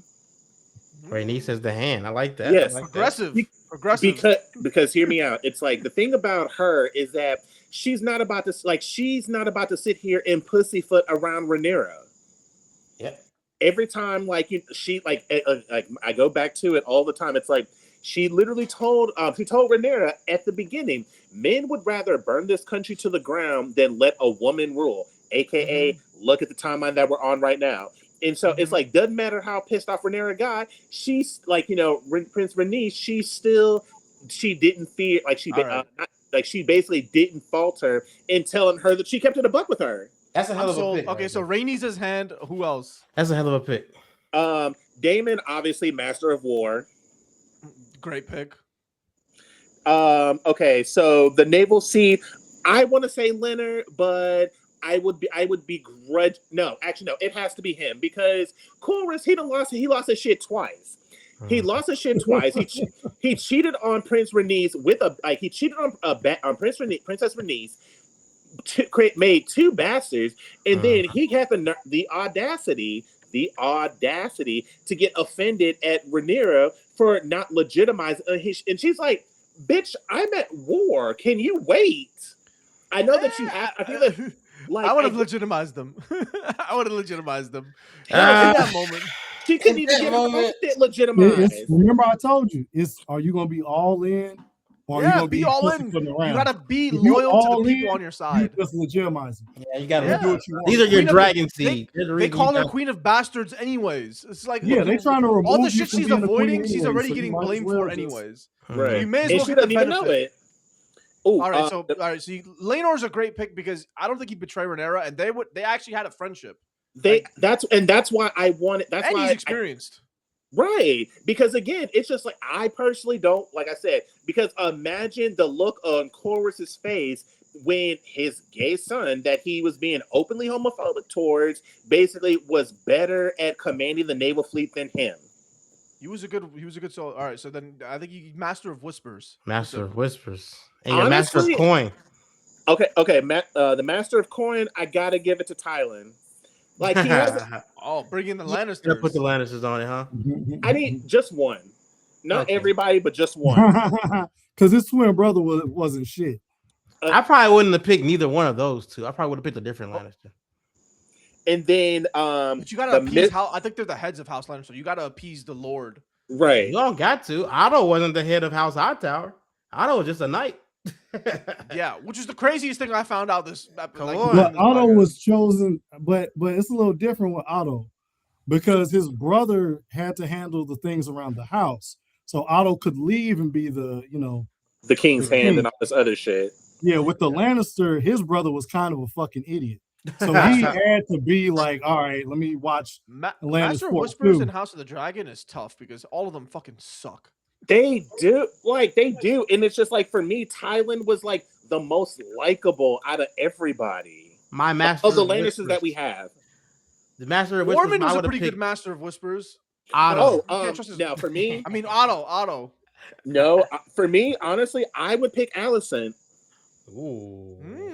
Ooh, that's crazy. Oh, we also have we got that fucking clubfoot guy, Larys. He would have been a pretty good strong. one. Yeah, strong. He was a good Whisperers. So you're saying that Rhaenyra should have had a person from the Green on her council? Multiple Greens. Who better to make your eye? I'm saying that you're gonna be surprised who is Green next season and who is going over to Black. They're switching over. That's crazy. They're switching sides mid-season trades. The trade deadline is approaching. I'm switching sides. I'm on team fucking Helena. Let's go. But the reason why I picked Alicent already, buddy. Team Purple. It's just me and that one Kingsguard that mourns her. But no, it's like, so the reason why I picked Alicent is because that other bitch, what's that Missaria. bitch? Yes, I'm like, bad at her job. She was bad at her job. That's right. She sucked. Yeah, she's she's the LVP of the season. At least valuable fucking player. Yeah. Genuinely the worst Master of Whispers in the history of Master of Whispers. Because you wonder why they sent her away.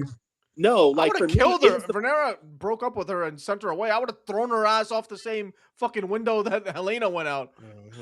For me, it was the fact that she really brought her pimp into the castle, thinking, "Oh, bitch, I'm big and bad," and she literally, and then she clocked her tea, and she was like, "Bitch, you still a hoe." You got a nice dress, but that's about it. I'm like, bro, you tried to stunt on your fucking former madam, and she still owed you? Come on, like, girl, in the middle of the king's chamber too, in the middle of the fucking throne room. Like, you're still a whore. Don't forget it. Don't forget where you came from, whore. Bro, that's what happens when you shop. She said you did OnlyFans. Shut up, fucking Shein. Man, all right, Vincent Bros. What about your counsel, bro? So is the hand. I would have had the original father that was bald. Simon Strong. I would have had him as the hand. Oh, I missed that guy. He was such a fun president. He was. Yeah, he was good. A little adorable little chubby dude just doing his thing on the council. Yeah. I would have had his son, the Clubfoot, as the Master of Whispers. Oh. For the sea or the Master of Ships, I probably would have had. I want to say I would have had Adam. I think Adam would have been a good Master of Ships. Alan. Alan. Yeah. Ooh, that's a good pick. Yeah, I would have had him as Master of Ships. Because wasn't he the one that saved Corus's life or whatever in season 2? Yeah. Repeatedly. And that's how Rhaenys found out that that Corus cheated on her. Oh yeah, because she went down to see him. I think she's always known though. I think she's known about them for a while. I don't think she just found out. I don't know. She seemed like she just found out. You think so? I think they played it as she's always known, but this is the first time she's seen him. Oh, okay. Yeah, she already knew. Yeah, she just didn't. I thought that's how it was played because she wasn't shocked or disgusted at them. She was like, "You look like my husband." She was like, "I didn't expect." She said, "Your mother must be beautiful." You know? Right. And I that, miss Rhaenys, man. Yeah, I mean, she died because of her own stupidity. But that's I why know all about that chocolate. They need to start. Is not shit. They need to start showing these bastards mothers more often, because what could make you cheat on your positioning spouse like this? I think it's just a power thing. You find somebody, like you're in a bar, you see a hot girl, you're like, yo, I'm fucking Lord of Driftmark, come here. He was going to bars. Remember, the sea snake had traveled around the entire world. He's a pirate. Twice. He's used to fucking. Yeah. So he's gone for long ass periods of time. And when you gone for a long period, I'm not saying it's right, but unacceptable. Unacceptable. That sea snake needs to be let out. Hey, where you think Laner want to go around fucking everybody, right? Where you think he got that from? And Alan too. Alan, fucking. Everybody. I would expect Alan. I think Alan was trying to just follow orders, but he started getting close proximity. You know what I'm saying? He got a little bit of knighthood, and it was like, "Ooh, I'm trying to fuck." No. Okay, so where's my niece at? He spent too much time with Damon. When when Prince Rhaenyra, when she put her hands on Baela's face, I was like, why? Oh yeah, that was like why? That was absolutely why? Crazy. I'm like, oh, that's that one Goku. It's like that one Goku meme where it's like when like Goku's face comes up. It's no, like, what kills me is she said. I get you kind of narrowly blame her a little bit. She's still mad about the being whole with your son when he died. So I get it a little bit, but it's her like fault. She doesn't know that. Right. No, but I think Rhaenyra's she kind of wasn't blaming. acting like she wasn't complicit in it, nor did she conspire against him in any way. Well, Rhaenyra's under the impression that she helped seal her in there. She should have stopped him. Is the like you should have stopped him, and then you didn't stop him, and now he's dead. It's like, and you not only did you not stop him, but you went with him. You got on Dragonback. You made that choice on your own. But Rhaenyra doesn't remember that was her betrothed. Like her and Jace had. I don't know if they had emotions. Like they had feelings for each other. I don't know if you want to declare love. I think they did. They loved each other, or they liked each other. Right. I think they liked each other. I did see this thing on Instagram where somebody was talking about how Jace should have got with Helena, and I'm like, how and why? That was only because they danced together probably in season 1. That was pitched in season 1. That's what Rhaenyra said. Like they danced together in front of Viserys. It was just the moment. Yeah, it was just the moment. Remember Rhaenyra's plan for the council. She was like, we can marry my firstborn Jacaerys to Helena, and that way both green and black get the throne, which would have solved the solutions. But Allison said, I ain't marrying my daughter no bastard. kind of a dumb decision on their part for turning that down. Out of my face. Oh, kind of a dumb decision because also going back to season 1, when Allison literally was like right after Rhaenyra just had the baby, and she was like, and I'm like, wow, this woman really walked up there right after she had birth to go have Allison be like, y'all should try, y'all should do better. Maybe you'll get a silver haired one this time. Right. That was absolutely obscene of Allison to do that. Like that was the most abuse of power she's ever done. And props to Rhaenyra for doing that shit. Like, she was a G. That was like top G shit. Like I just pushed this shit out, and here you go. Fuck you. Because she said she was not about to leave her newborn child alone with Allison. I love Viserys' reaction in that scene because he's like, he has his father's nose and he's looking at Laenor. He's like, Viserys knew, but he's like playing up for it. So like the people, the maids and everybody, the nurses, they all hear him say that, yeah, he has his father's nose. But also, can we really agree? Can we take a moment to just come back to this. I understand when Rhaenyra was talking to Daemon about how she and Leonard, how they tried and it wasn't enjoyable. It's just like, you still had a duty. Yeah, they should. That was their one job, is to pop a few kids out. Are we positive? Bro, that's what she said. Unless the suggestion is that Laenor was infertile. Joffrey, they're saying that Joffrey could be his son because they got kind of like the same facial structure. Yeah, I saw that, but this is not true. But the thing about it is, we're okay. Even Viserys was like, even Viserys, I think he actually believed it. I don't think he was with the whole bastard thing fully. No, he knew Viserys knew them kids. He had the story though. He had the story. He was like, I had 2 white mares before, and I mated them, and then it came. What happened? No, but also he's saying that just to justify the milk of the poppy all the damn time. He was playing stupid because he didn't want his daughter. I don't even think he was that playing means his stupid. daughter's a hoe. He was loyal to his daughter, and I don't think he was. Not even that. I think he just views that any kid that comes out of Rhaenyra is a Targaryen. Thank you. He does not care. He doesn't care about who the father is. He's just like we're talking about hair color and stuff. You gotta realize he can't pretend or act or any way complicit. Knowing that the patriarchy exists the way that it does. Yeah, he can't act that way. He has to automatically pretend that this is her kid. Yeah, and it's as he should. Like we just as he should in front of the milkmaids. That is the princess. That is the heir to the Iron Throne. Her honor is protected no matter what. The thing is, you can't have the lords thinking your daughter's just having kids with other motherfuckers. Yeah, because the thing is, the lords would try to take advantage of it too. They doing it. All these lords, they would all be. You're right. Everybody has all doing the same shit. But it's like he said, it's a patriarchy. Women can behave like men behave in that time. Shit, also, they can barely do it now. So it's the patriarchy. I've been saying that since the beginning. A lot of Rhaenyra's issues are just because she's a wife. If Rhaenyra was a man, this show wouldn't happen. Like yeah. It's that's why at the very beginning, everything. That's why old girl said at the very beginning, like y'all been repeating. She said, "Men will put the realm to the torch before they'll have a woman as king." Which is it's honestly hilarious because they're like the logic is like, oh, they'll rule in the wrong way, they'll cause chaos, they'll do this, but it's the men waging all this fucking war. No, it's messed up. It is double-sided. It's messed up. Same shit happens in the real world. But it's like people are people. People are gonna rule with agendas. People are gonna be good or bad. Gender doesn't really matter when it comes to fucking ruling. You have corrupt males, you got corrupt females in the real world. Hey, gender doesn't matter when you're getting a check from some fucking corporation. They don't give a fuck. They choose. They want to turn a blind eye. That's the thing. That's the problem with Viserys.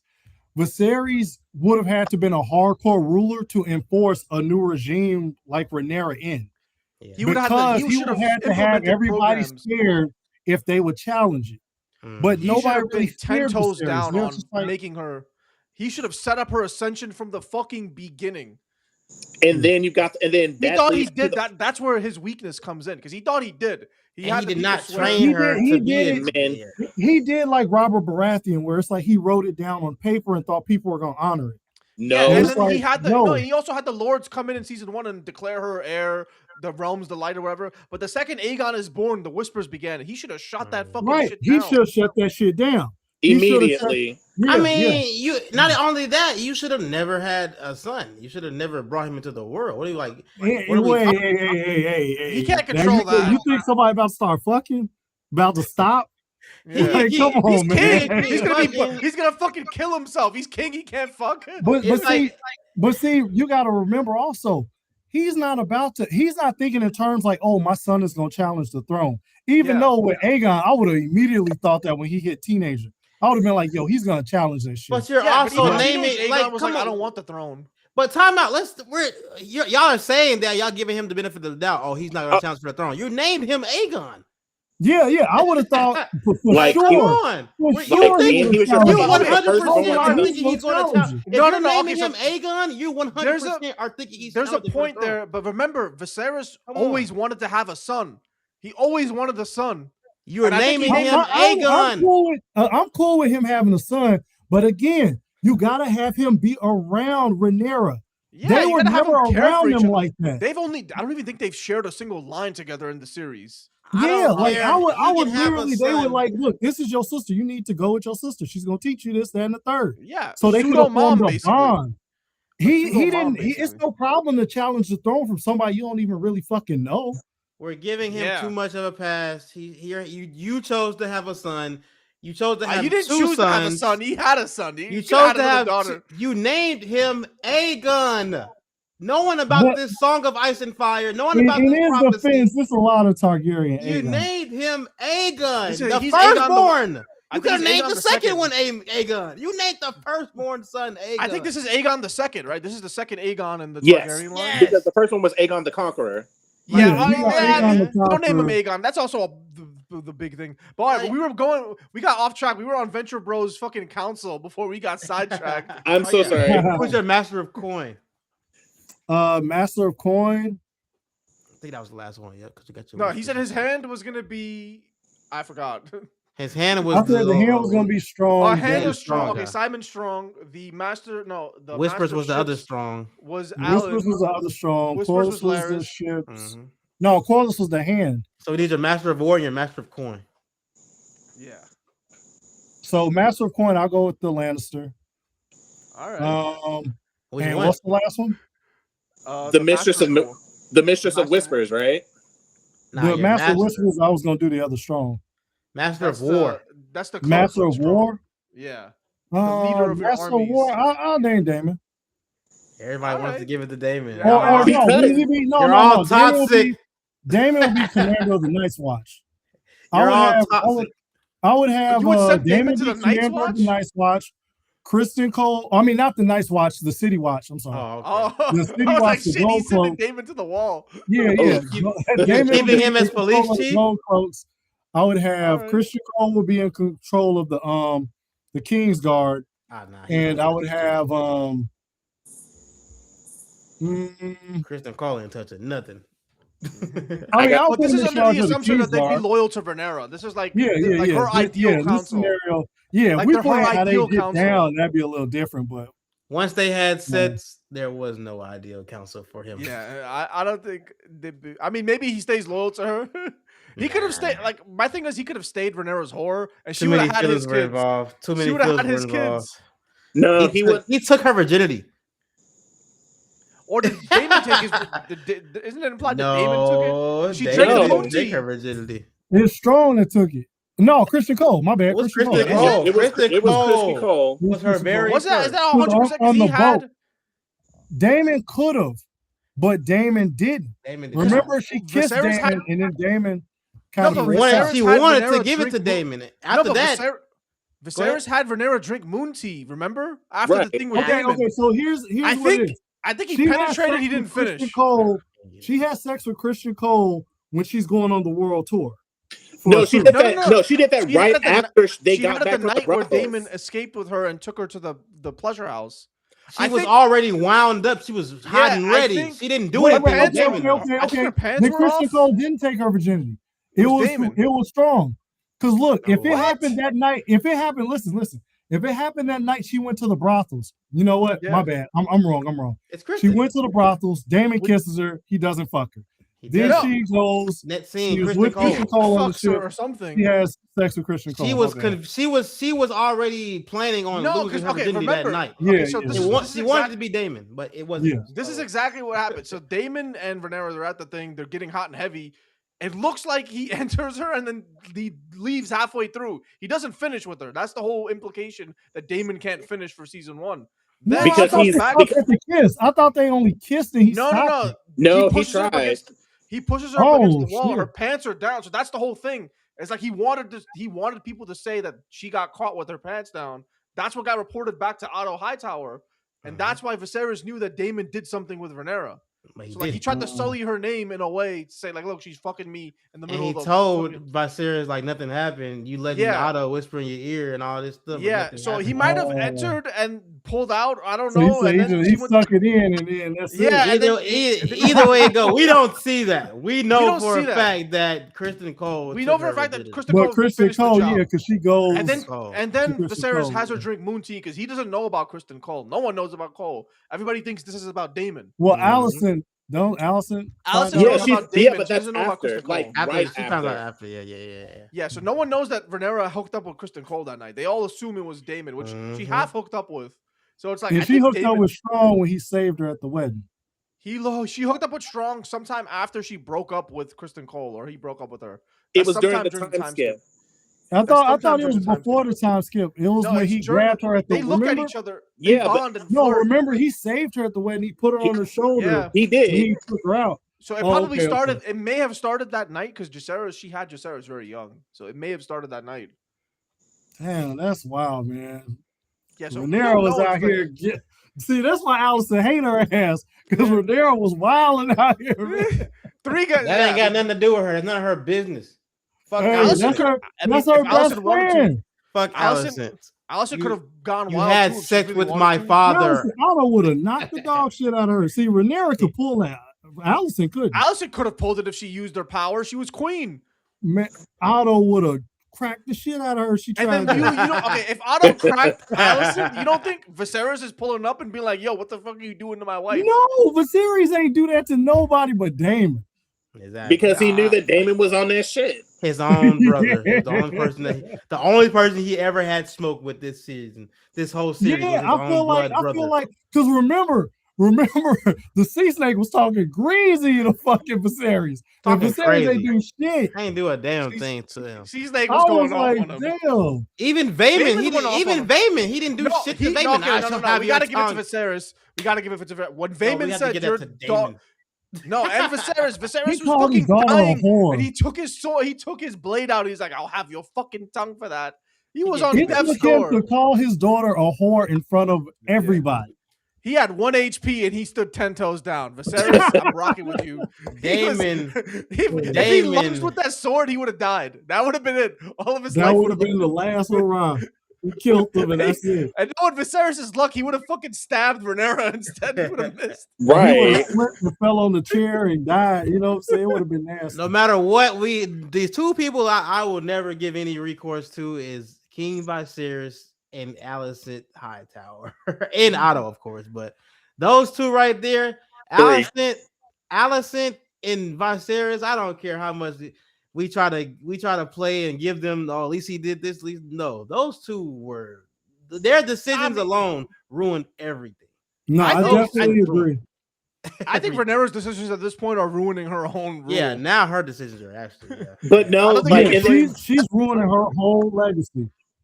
Yeah, and the thing is, like, Aegon isn't a good ruler either. His council was just locked in. His council's been ruling since Viserys' time. His council was ruling, so they were locked in. So he didn't really have to do anything. He was just a figurehead. Yep. He was just there, and then it's like now Rhaenyra has no one, right? And her own fault. It's like she hires people, and then all they do is they just talk shit about her, and I'm just like, so it's like, bitch, why are you here? And then she gets the keys to her house back, and then look at what happened. That there's no money, the bitches is broke, like, and then she's over here trying to get she's over here trying to get herself anointed by the sept or whatever, and then that's not going to happen because so what would you guys do? I did it to Aemon because I said this off the podcast. So we were talking about Rhaenyra's decision to kill the High Septon, and they were saying that they don't agree with it. She killed the Pope. But I sat with this for a week. I was locked in. I was meditating. And I was like, wait a minute. This fucking Pope is committing treason by not declaring her the fucking queen of the realm. He was there at the beginning in season 1 when Viserys had everybody bend the knee to Rhaenyra declaring her heir. So he's betraying his own fucking faith. He's a liar. He's not standing on the God's business. He's already okay. So he's a Hightower puppet, and he deserved to go. And if I was Rhaenyra, I would chop his head off and throw it into the crowd. You can't kill him. You definitely can't kill him in the church. You can lock his ass up, and you can burn his ass in the church. But okay, look, you can put somebody on your payroll to run the sept, but you cannot kill him. I agree with 100%. You kill this motherfucker, and you be like, hey, who wants to declare me? You don't want to declare me? All right, chop. You want to declare me? All right, nope. Chop. Just work your way through the whole fucking sept. You can't do that. You can't do that. You gotta be tactical about it. You start killing the small folk too. Fuck it, I'm going crazy. Yeah, like the small folk. If the small folk didn't fuck with the 7 so hard, I could see it. Honestly, they fuck with the 7. Yeah. The small folk are kind of stupid, if we're being honest. I think they can be very easily. I think they can be very easily manipulated into being like, these were not true. They were not representing your gods of the 7. You watch that in Game of Thrones. You watch Dunk and Egg. They look at the Hightowers as aliens. They look at them as people. Yeah. So then you gotta feed you can't kill the head of a church. That just makes them think, you are evil. Yeah, she's terrible. And then she starts speaking High Valyrian. They're like, she's the devil. She's speaking this devil language. She killed the Pope. She is the devil. That's the Antichrist. Demon dragons flying around, burning this thing down. It's the fucking Antichrist. That's the she is gonna try to end the world. You hear that shit she was saying? She was talking about things in the north. How she know about all the demons out there? She talking about 1,000 years ago. I was promised to be the queen. Like, what are you talking about? Very spiritually Israeli speech.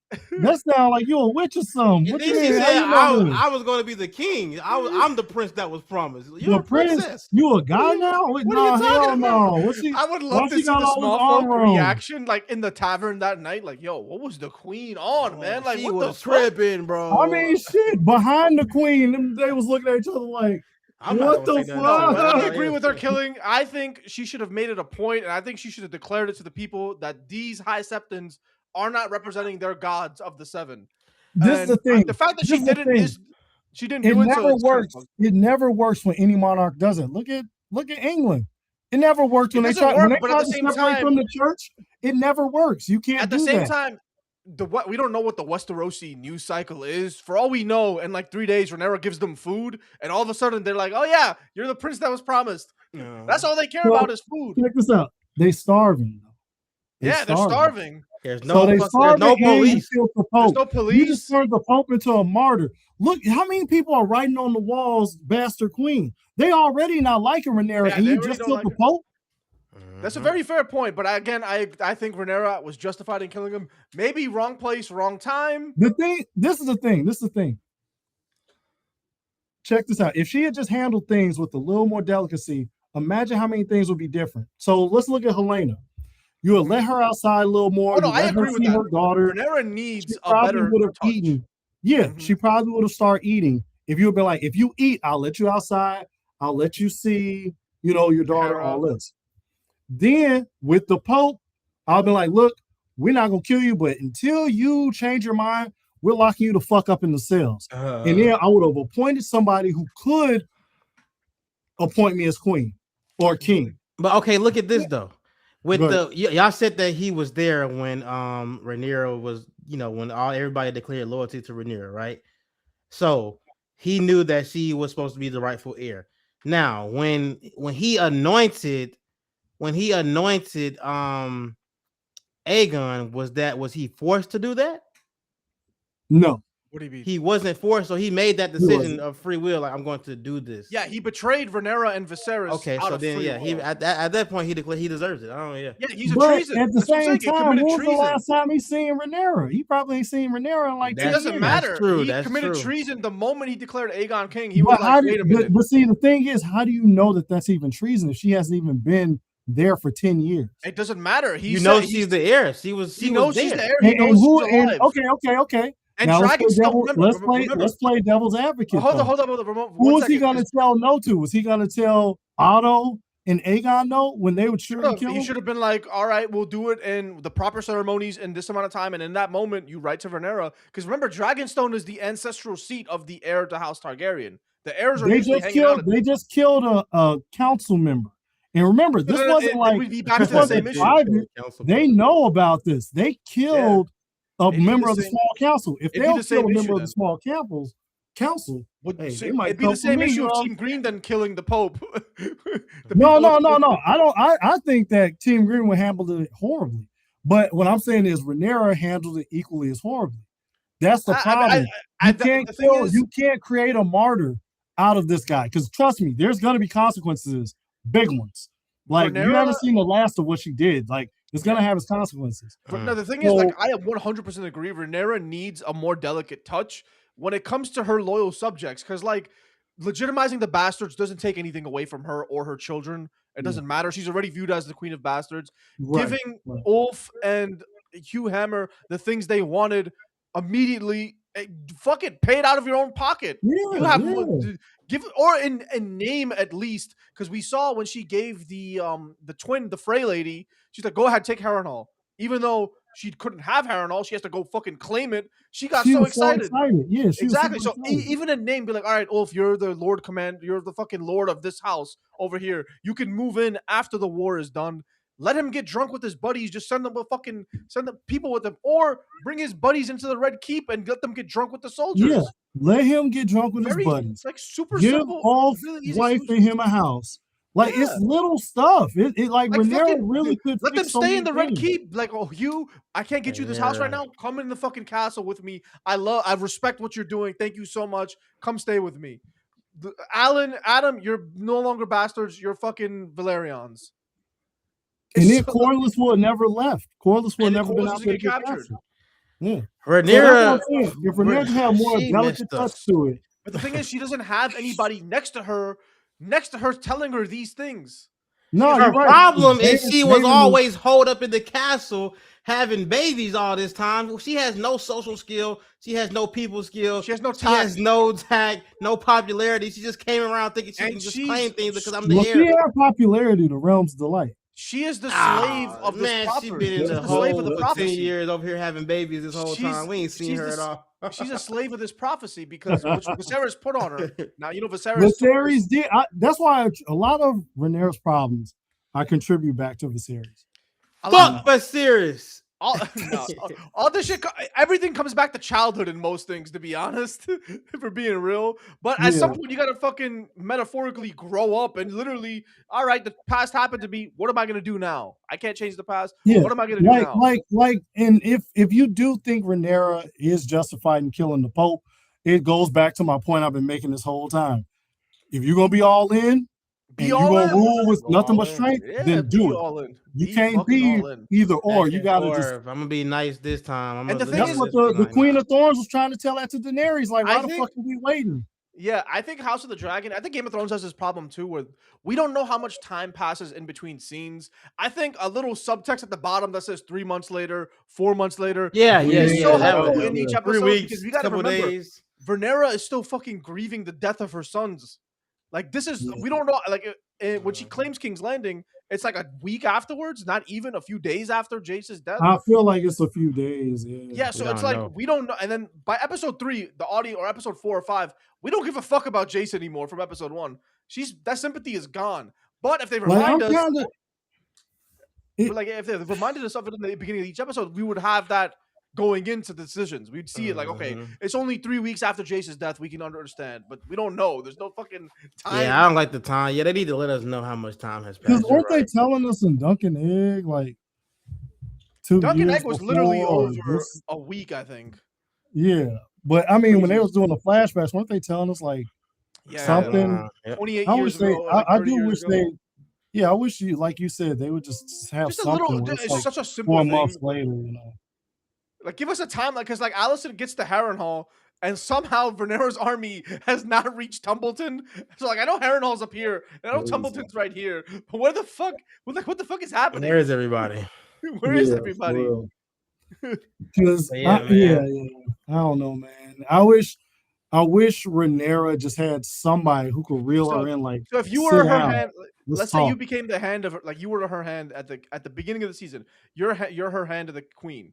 You're her hand. What are you telling her from the beginning of this season to give it the most effective thing? I'm like, look, I know your sons are dead, but if you want to maintain, this is right after the Battle of the Gullet. Like, you're trapped in the room. I would be like, I know your sons are dead, but you still have 3 other sons, and you still have to fight for the throne. I was like, what we have to do, we can take King's Landing now with minimal defense. We take King's Landing, but we have to immediately destroy Old Town. And we have to immediately destroy Lannisport. Yeah. We take all their treasury, all their resources. We wipe their armies out completely. Because we don't need any surprises. Until they bend the knee and submit fully. And you know what she's going to say to you? I'm not even trusting that. I'm not even trusting that. You know what she's going to say to you? She's going to say... If you kill every single individual of the Lannister army, then House Lannister will never be aligned with the crown again. That's okay, because we'd eradicate them. Tywin did. You can tell her all of this information. We've seen this happen before in Game of Thrones. You would wipe out House Lannister off the map. Sons, heirs, I want them fucking dead. You're killing every Lannister. Because you can't trust, like not so much the Lannisters, but definitely the Hightowers. Like the Lannisters, they haven't done too many things yet. So you bring the dragon there, you wipe some of them out. You don't wipe their line out of existence. Yeah. Hightowers, we take them all out. Yeah. All right, that's very fair. Line. All right, so that's very fair. Matter of fact, we take out the Lannisters unless they give us the treasury. Y'all are saying all of this. Rhaenyra, you know what she's going to say? Her response is going to be? You don't tell Rhaenyra, though. You don't tell What do Rhaenyra. you mean? She's the queen. Listen, you're hand of the queen, right? Your job is to handle things that she can't handle. Your job is to do. That's the king regent's job. You gotta get approval first of this. You know how much you stuff tell her Otto used to do that Viserys didn't know about? Yes, no. If we're hand of the queen, I'm like, okay, Rhaenyra, you grieve your children. I'll get you coronated formally. You know, you appease that side of her. We got to get gold. We got to pay our people. Yeah. I'm going to take these dragons, go to Lannisport. You don't have to tell Rhaenyra that, my intention is to go kill all these motherfuckers. You could just say, hey, shit went sideways. We got the gold. The people are secure. Everybody's happy. So what you're saying is all this Rhaenyra do stupid stuff, man. Remember that time at the beginning of the season where Rhaenyra wanted to feed all the nobles rats? Yeah. Not only was that a waste of time, I was like, what the fuck? You're pushing people. Like I understand. Okay, first of all, it was a fire scene, but in the context of the entire season, you're making just turn people against you. You're making enemies. You're making more enemies. Not enough enemies. And the small people hate her anyways. The small folk hate her anyways. Yeah, so it's like, come on, we can't have everybody hate you. We are trying to make it seem like you're the rightful I know her king nickname in the books is everybody. We need everybody to feel you the rightful king, not just the small folk. Yeah. So you can't feed the nobles rats. Yeah. I think it's like, what is she, Rhaenyra the Cruel or something? Yeah, Rhaenyra the Cruel. You could 100% see that. Rhaegar with teats. Yeah. You could 100% see how small people would view her as this person. Because, even though we see her intentions, we see that she doesn't mean it in this way, everything she's doing is coming off in that exact way. Because look. It's all on the record. What do we have? She robbed the nobles, right? She had the king. She robbed the nobles. Not rob the nobles. Feed the poor. Who do your poor people work for? The nobles. So who are the nobles going to take out that anger on? The poor people. It's like she's not thinking like, bitch, you can't just do shit like that. That's like. And again, I think it's literally comes down to the fact that she doesn't have a fucking council to help her through this. She was never built to rule. First of all, none of these kings in Game of Thrones or Westeros are built to rule. They rise to the role with their council. Like Baelor Targaryen, you know how much work Baelor Targaryen worked as fucking heir, learning the languages, learning the houses, learning the different political relationships. Like he's been doing that shit for so long, and that's why his death is so tragic and fucking disappointing. That's why I said with her brother Daron, you could really see the promise. You could see the potential. You could see the potential. But with her, I never really saw the potential because the thing with Targaryens, they could be great warriors, but somebody said that about Robert Baratheon. Just because you're a great warrior doesn't mean you'll be a great king. Honestly, I think Daemon objectively may have been a better king than Rhaenyra is a queen because he would have gotten shit done. The realm would have been stabilized. It would have been stable quicker. It would have been now. Daemon would have ruled by fear, which I don't think is a good stability. Yeah, he would have. But it would have ushered in an era of peace. It would have ushered in an era of peace for his kids. Yeah. It would have been. You gotta rule with an iron fist, though, bro. You can't in Westeros. You can't be a bitch king. You just can't. You can't be an iron fist king because then they'll raise up. You can't be a Nazi king either. Yeah. It has to be a balance, man. You see Viserys as a bitch king. You know, he was bitched around by his council. Yeah. He kind of didn't do anything he wanted to do. He was liked enough by the small folk. He was liked enough by the nobles, but he wasn't really king. He was king in name only. You can be we can say that. Yeah, you can't be a bitch king. Yeah, you can't be a bad king or whatever, right? You can't be overpowerful. But we're in a time period where you're in a time period where they have they're at the top of their power. They have all these dragons. They're at the peak of their strength. 6. You can be whatever you want to be. But see, this isn't the Mad King era where he didn't have any dragons. People can rise. Remember, let's be real. You got to remember, it's not that they're at the height of their power because it's split. They're going against each other. Power overall, that's the problem. Yeah. If it was Targaryen unity, then you're right on the money. Mm-hmm. They can pretty much do what the fuck they want, but it's not Targaryen unity. It's not Targaryen descent, civil war. That's what's fucking them over. That's what's fucking them over. And with no dragons, that means the prophecy definitely can't get fulfilled. That's when the true problem, those White Walkers come. That's the problem. You know what I'm saying? Why it's like this season kind of showed us how ineffective Rhaenyra is, how ineffective believing in prophecies are, and Like Aegon, why are we rooting for? It's crazy how we've turned on Aegon as a character. Like the fandom in general has turned on Aegon as a character. It's because they portrayed Rhaenyra in such a shit way that she lost her kid in the beginning of the season. Everybody was on her side, and all of a sudden, through 8 episodes, people are switching. Nobody knows whose side to be on. I think that's the intentional writing, and I think that's what makes the season brilliant. So I still do think Rhaenyra can be a good queen, but it's highly doubtful. So how would you switch it? Okay, you become her hand right fucking now. She's done everything. You enter the world. She's the fucking. We're taking that deal with Daron.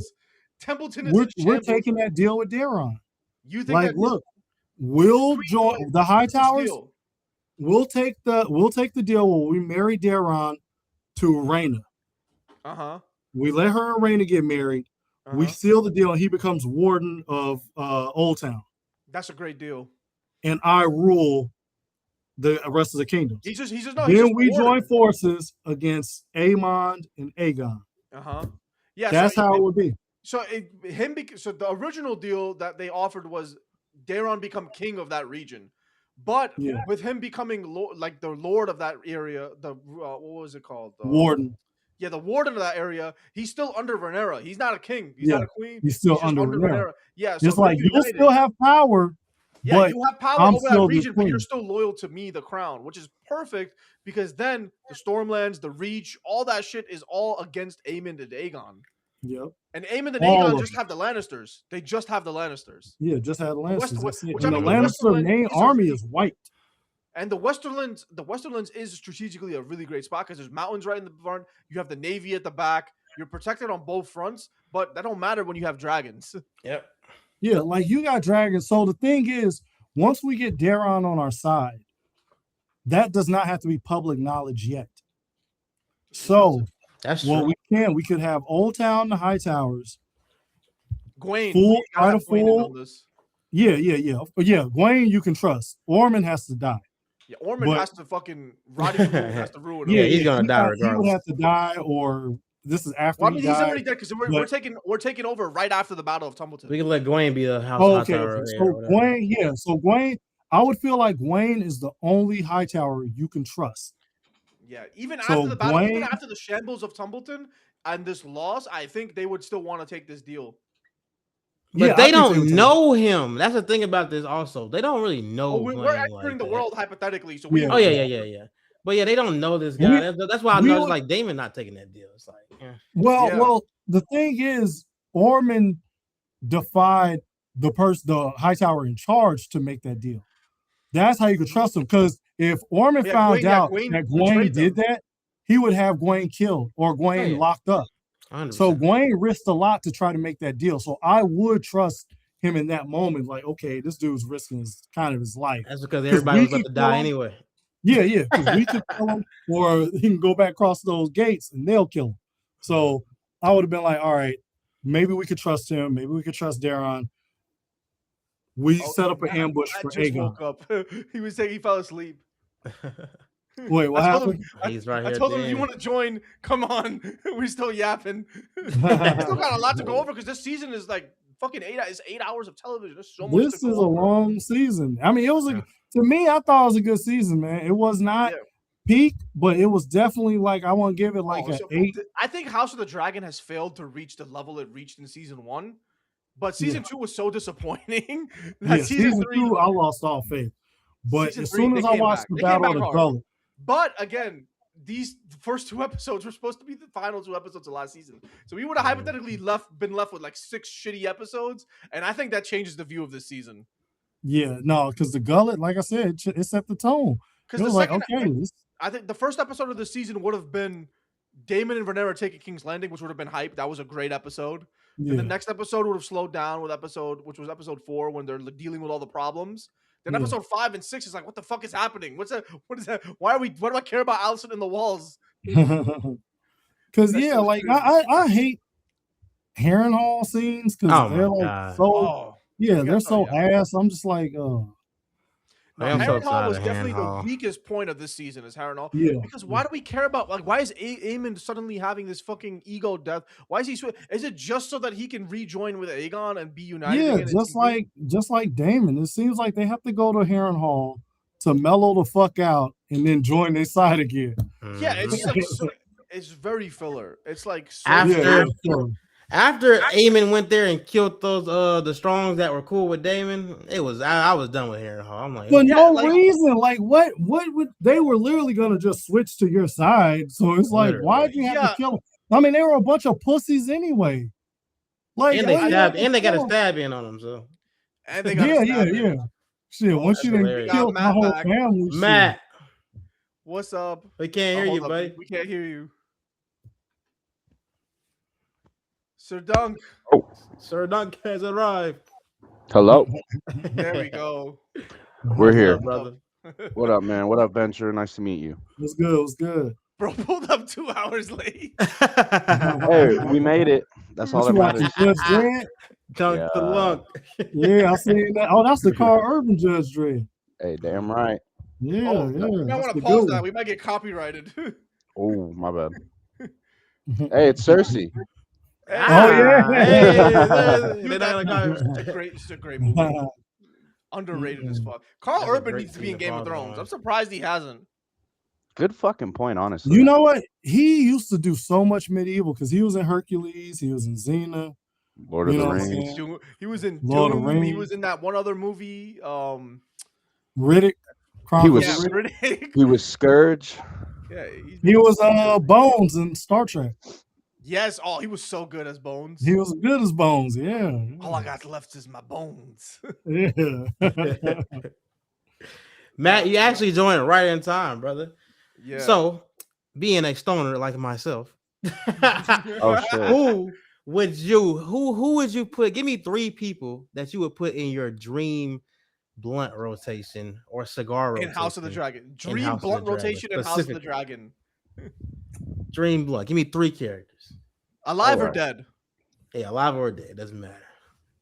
Underage or doesn't matter. It's Westeros. We're going by Westerosi legality of a blunt rotation, so anything goes. I low key feel like Viserys would be chill. Viserys? No, he would. Viserys was a drinker. Yeah. I feel like he just have hella stories about the. He would have hella jokes too.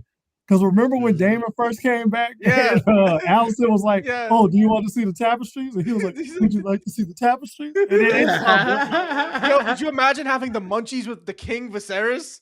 And bring me some lemon cakes. I would just get to watch him build his little king, his miniatures and shit. The Like Westerosi equivalent of Legos. That's a great answer. Anybody would have said Viserys. Nobody. I wouldn't have thought that. And then number 2, I'd probably go with, bro, I'm gonna smoke with Vhagar herself. She can light the joint. That's shit! smooth. I like that. I ain't thinking about adding the dragon there. Bro, the blunt's gonna be the size of a fucking tree trunk. Unless you take Vhagar to war, Vhagar always chilling. Vhagar straight up. Always she's chilling right now. She got that moss build up on her. You could probably smoke that shit. Imagine Viserys and her like Vhagar just in the fucking what the fuck would a dragon eat on munchies? Big ass. A lot of sheep. A lot of sheep. She might fucking eat you by mistake. I ain't thinking about adding a dragon in there. That's a good one. That's a good addition right there. Nah, if I had a dragon, it would be a small one. I'd be with like Tessarion or something. Or That's Sunfire. valid. Yo, Sunfire? Dreamfire would be fucking hard. Oh my god. I just seen her while high, but like, yo, you're so pretty. For number 3, I really don't know who I'd pick for number 3. I feel like most of these people would be. You know what? I'm gonna pick Queen Rhaenyra because she needs to smoke and she needs to calm down. She needs a blunt. She does need a good smoke. I feel like she'd be the paranoid type. Rhaenyra would get paranoid if she got high. She'd start speaking in High Valyrian. You'd be like, "Yo, chill." Like, yo, chill. Like, just trying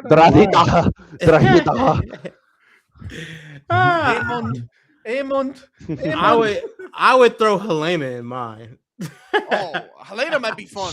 She would be. No, man. She She with a start dreamer, speaking bro. prophecy She'd be and like, shit. "It's happening." It's She's happening." gonna Yeah, actually know. She's gonna come out of her shell. She's gonna be like, "Yo, I was tripping." She's gonna be like, I had a dream you died. And you're like, No, what? literally. Did I tell you about the dream I had where you get impaled by 1,000 flaming spikes? Damn, why you keep dreaming about me? First of all, You ruining the high. Like, here, take another one. Take another one. Here, take another one. You get your own I dreamt person. about the dragon underneath the walls. There's Oh, a dragon in the walls. You get fucking freaked out. Attack on Titan shit. Oh, Fuck yeah. Aaron Yeager would be a fun fucking smoke. Oh yeah, I would love that. Aaron, he might depress you. I don't know. He's kind of He would be depressing. fucking depressing. It's kind of depressing. Nah, Yeah, I would Aaron smoke my has guy, never been Aaron. a You never fun spoke with that dude. one He's always depressed homie who depressed. just opens up. He just gonna drop opens up the and all. cherry. That's the thing about that. That's why I said Helena, Rhaenyra, they're going through some stuff. They need that blunt. It's gonna open it All right, back I up. think I have a good one. I don't know. I can't, but Oscar Tully, bro. Oh yeah, I mean, 100%. Oscar Tully's Tully. in my rotation. 100% Oscar Tully. Yeah. You got to get Oscar Aegon Tully's in in there. Aegon's a partier. He's not That's getting just in good. my blunt rotation. Let's have burnt Aegon or unburnt Aegon, though. Oh, that's a Burn for sure. Burn. Yeah, Okay. the psychopath. Yeah. So y'all count Game of Thrones members too? Just House of the Dragon. Do House of Dragon, then House we'll of do Game of Dragon? Thrones afterwards. All right, House of the so Dragon. After seeing them all drink together while they was like, at war, Damon seemed like it'd be fun to get high with. Valid. Rowdy the Ruin seemed like he'd be wild as shit. He's gonna And smoke wild. old girl who killed Christian Cole. Roddy She the Ruin. needs a blunt too. She's a little Roddy too the hard. Ruin is She- like, when I they was getting imagine drunk, they was dancing and stuff. I was like, hey, And she was singing and stuff. I She had a imagine bar- I Roddy was as like, like I can Joey fuck with Diaz. that. He's got that northern shit, like that northern edible. Joey You gotta eat- Diaz. Yeah, you gotta eat this bread. And you fucking eat that shit. He goes, yo, Yeah. White Walkers now. Like a fucking doctor. So yeah, they seem like they'd be Yeah, no, fun Roddy Ruin bar. is the Joey Diaz of Westeros. No, you can't convince me otherwise. That's hilarious. Mhm. Cocksuckers. Yeah. I Oh, need. I- I You need- know yeah. what? I think Allison would be surprisingly fun. I Yeah. think I she would kinda let thought down that the at walls first. and she'd start just like chilling and Oh, vibing. I got a and great everything. great one. She'd be I got like, a fucking I great feel like one. Allison would She'd do be like, it. "Are you still a Cregan Stark. lesbian?" Cregan? Cregan. Or Cregan's Cregan. cool. He's Oh, cool. how yeah. do you pronounce his name? Cregan. Cregan Stark. A Stark motherfucker. He's cool, dude. Cool, dude. Yeah, on the wall at the edge, smoking a fucking blunt. Old girl. Yeah, I saw that. He marries the fucking. Oh yeah, that'd be dope. Top 10 smoking spots in Westeros. Old girl who killed Christian Cole. Dorn. Yeah. Dorn. High Garden. High Garden. High window. Garden. We're Yeah, getting high high in window. the garden. On top of a dragon. That's The what window I'm is talking crazy. You talking about the window at King's Yeah, Landing? yeah. That's the window. Is that the same window that Aegon jerked out of? Yeah. Jerked That's a out of like legendary window. Homelander? Yeah, and Yes. season one, Yeah, Aegon is so jerking out of the good. window. He was out of the window. He I was- forgot about that. That's I a forgot crazy about window that right shit. there. That Yeah, window I know has so Aegon, much he pulls his history. dick out, his burnt dick out. Hey, guys, That window look, has it's a lot of mushroom. history to it, man. That's a crazy window. I would smoke. Too That much. shit is gone. Didn't he say that shit exploded? You Yeah, gotta he said, my smoke. You gotta smoke there to cleanse that window. my That's what cock you is gotta- gone. He's like, they burnt my Yeah, my cock. cock. He said his cock is gone. Poor guy. Yeah, I Like, would have killed Amon off that alone. Yeah, honestly. Fuck you. Mhm. Or take his dick at least. you gonna tell me he hasn't learned his lesson? But yeah, High Guard would be a dream smoke spot. I would love to smoke one at the Veil. Oh, Just you know up who in would the be mountains, amazing? like, The fucking wow. red woman from Game of Thrones. Smoking with her. Oh, Melisandre. Yeah. Nah, Oh my he- god. Oh, Could you imagine? the witch. Yeah. Whoever was in charge of the Her witches. fine ass. She too freaky. Yeah, Yeah. That's Yo, what let you her want take off that smoke with. necklace. See that old ass lady? She gonna get high and start touching on you. Hey, get that necklace back on. I would have a we heart gonna get attack. freaky with the old lady. When you get high. So She's gonna be get doing that I'm some good on necklace her. back Oh, on, Crip Al people. Drogo, my guy. Number Drogo. one. The Al Dothraki would be Drogo lit. He'll be Oh. dope. He'll be lit. I don't even think they'd be doing weed. They'd probably be on ayahuasca or some shit, some mushrooms or something. It'd be- They'd be I Marjorie feel Transcendent. like they already do hers. Some Marjorie type of- Tyrell will probably be lit. She That's probably- Marjorie. That's a good Marjorie one. That's a probably good get some one. snacks with you. Marjorie, Dolores she and down for Marjorie. whatever too. Like you can get a threesome going easy. Oh man, we forgot about the GOAT, Tyrion. I would love Shit! Yeah, I did. Yeah. Piggyback rides with Tyrion while high. What? Podrick? If we're talking just Game of Thrones, like Tyrion shit. Pod and Bronn. and Bronn. Oh my god. That's the goat. That's a goat. That's the goat lineup. Tyrion, Pod, and Bronn. I would do anything with those. I would go to war with those three. No, oh wait, I'll smoke one with egg. You know what we thought? Giants Bane. Oh, that's a good. I feel like as big as he is, I feel like he wouldn't be able to hold his weed. He gonna crush the blunt, bro. I feel like he's not gonna be able to hold his weed, and he's gonna be freaking out, but in a funny way. He's gonna be like, "Man, they're coming over the walls." He'll be like, the White Walkers. Man, he's gonna be like fucking wide-eyed, like he the type gonna get the blunt. And he's not gonna pass it. If he's trying to tell a story the whole time. Yeah, he's just gonna be like wide-eyed. And I was with the end, and then we would do that. Like, man, pass the blunt. That motherfucker's gonna eat all the chickens too. He's gonna eat everything. Yeah. He ain't leaving no food. But yeah, I'll smoke one with egg though. That would be hilarious. Jacaerys? Egg. Jacaerys who? No, Lionel Baratheon. What the fuck? Jace. Lionel. 100% Lionel. I gotta end the podcast. Not like, how we not named Lionel number one? The Laughing Storm. Yes. Okay. Lionel Baratheon and Robert Baratheon at the same time. Oh man, that would be. I used to be strong. Yeah, I would smoke with Robert. Robert was smoke with Jamie Lannister. I feel like I don't want to smoke with him. I don't know, man. He seems weird, and then if he smoke a cigar with Jamie, I wouldn't smoke. I'd be like, bro, you really talking about his sister and shit. Nah, man. I feel like Bobby B. Baratheon would be just. He'd be like, the weed was better. He'd be like, the weed was better in my day. Prime Bobby B would be amazing. Seven hells. God, I would smoke one with Gods, I used to be able to handle this shit better. Gods, I used to handle the weed so much better. Would you smoke one with Jon Snow? Fuck. Jon Snow, I feel like a cigar person, bro, man. Yeah, I don't feel like it'd be fun vibes with Jon. He'd just be sitting there. I think Jon would be a cigar person. He just sit by the fire. Yeah, he'd be a cigar. He just quiet, like Rob Stark. I think you could get high with. He tried to pass Jon the blunt. He's like, I don't want it. Rob Stark would be like, pass that shit, brother. I don't want it. I smoke one with Theon. Ramsay would poison you. Theon. Yeah, like he'll be trying to like fuck with you, and you'd be like, "Hey man, cockless Theon or Theon with his dick?" Either. Both versions. Both whole Theon, not Reek. I was gonna say Reek or Theon. Yeah, both versions. I want to smoke one with Reek and Theon at the same time. That'd be crazy. Because Reek is just gonna be paranoid. He just how about the Night King or recovered Theon at the end. The Night King.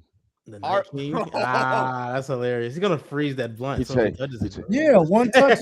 He's like, bro, what do you want out of life? What are you doing, bro? I just want it to be cold, man. Oh, Arya. Arya would be a good smoke buddy. Because she was chilling with those Lannister guards and shit. Yeah, she was drinking. A Hound? No. Arya and Hound. Maybe. Okay, if we're talking Hound after like his trips with the Arya and after he joined the step, he was like hit me for a second. That version sure. The fuck down. Somebody's mic is before, no man, he be talking about killing is my favorite thing. I'll be like, bro, you killing my high now. You killing my high, bro. Yeah. All right, who else? Brienne of Tarth? Nah. What about the worst places to smoke?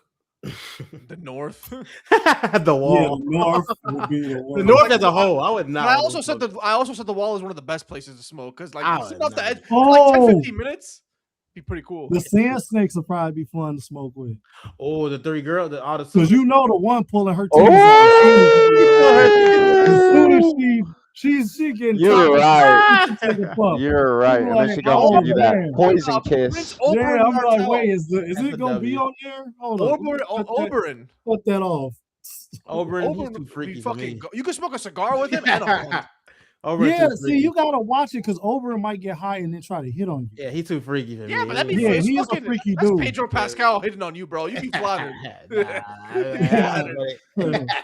Like, all right, Oberyn, take it easy. I don't swing that way. Hey, stop but I appreciate it. Me and my wife, we like to. No, Hey, man, I ain't into that shit, but I do like this. Now his wife, if he said, "Hey, my wife just wants you," I'll be like, "All right." Okay. I just want to watch with you. I want to watch you with my. All right, Oberyn, I don't want to indulge in this. Like, but if you say come on, so, man, he might try to throw a spear at me or something. I think the mountains are pretty. He's chill, trying to throw the spear at you, not a spear. I think the mountain would be pretty chill. The mountain? Pretty chill. I think he'd eat you if he got home. He'd just be sitting there.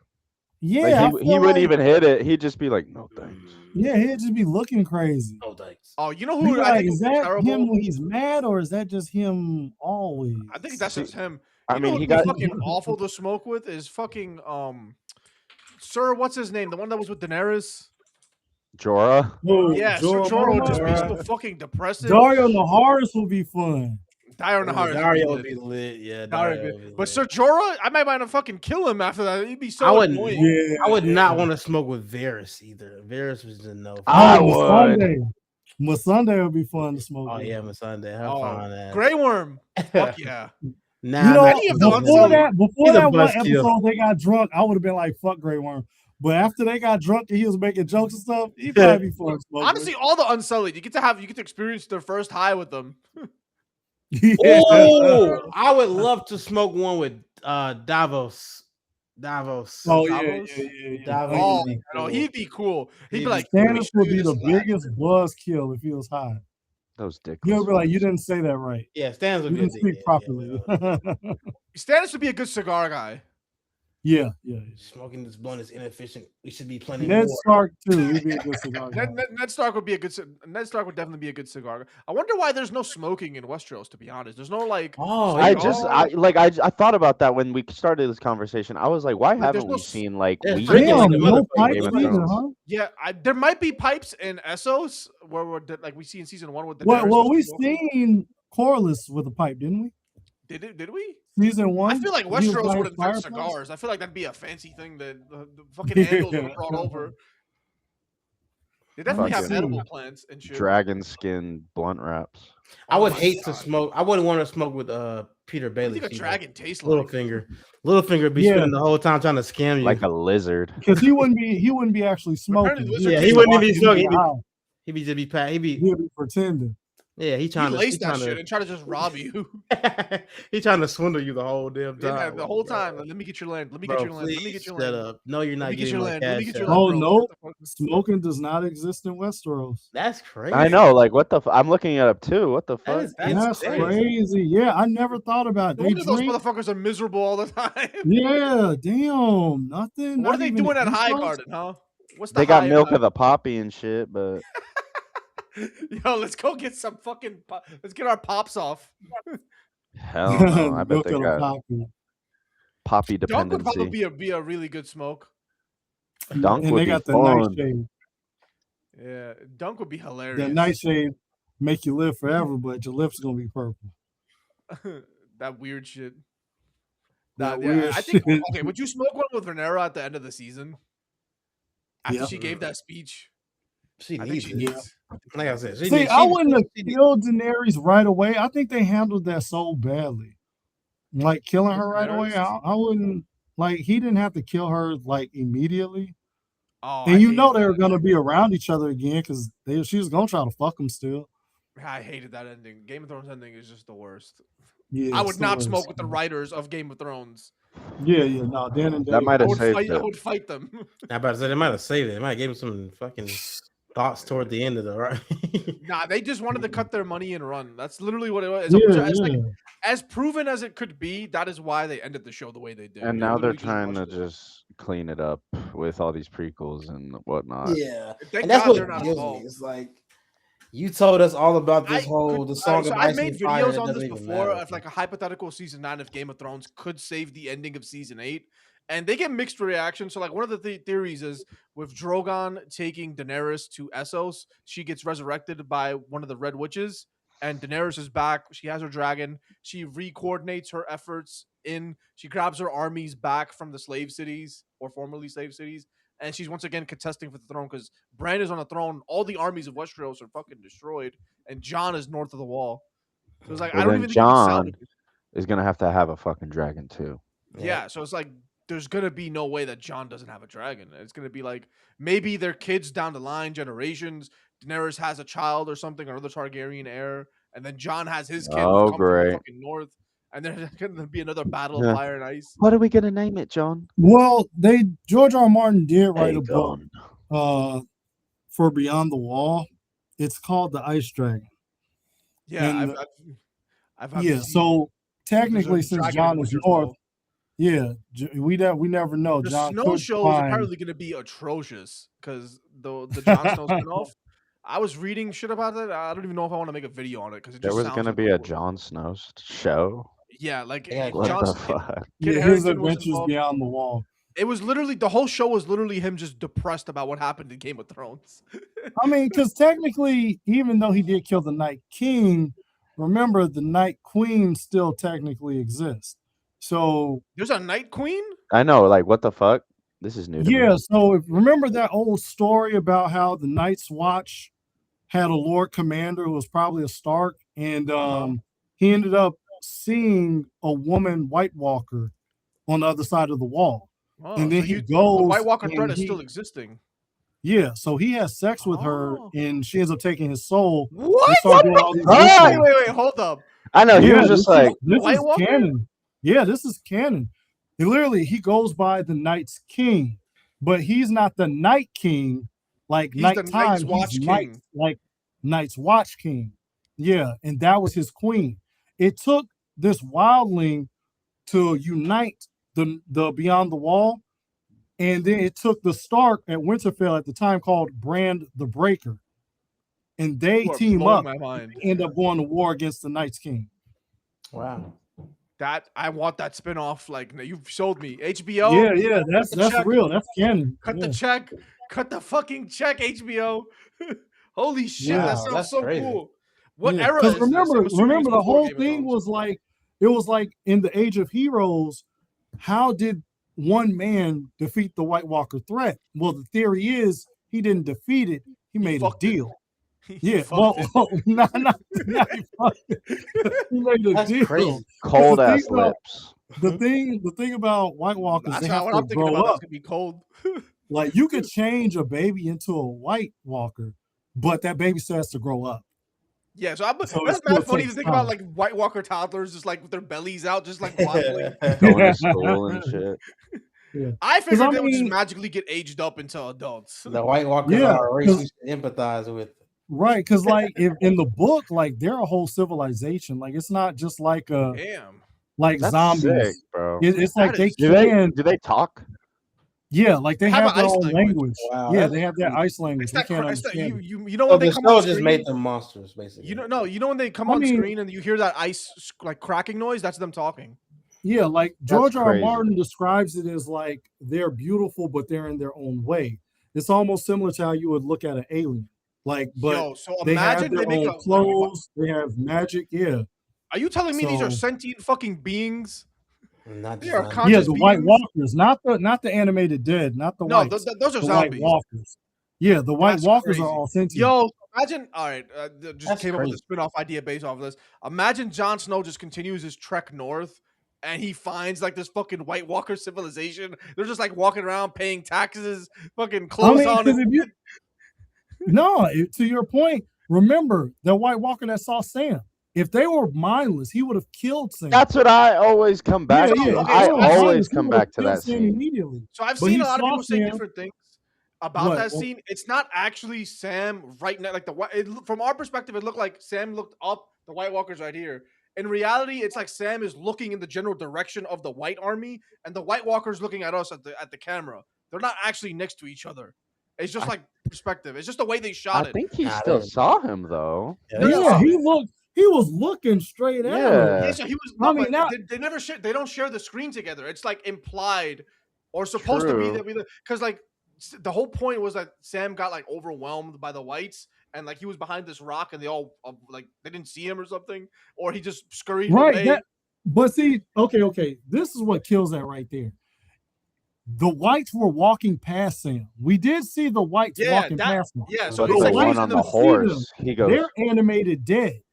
So they would have saw him, and that would have alerted the White Walkers that were around. So it's like it's either that's just a cool shot for the sake of the shot, or that White Walker just let Sam live for some reason. That's what I always I think he just let him live. I think he looked at Sam. He didn't see Sam as a threat. He didn't have any weapons, and he was just like, "All right, fuck him." this motherfucker will die on his own. We don't need That's to insane.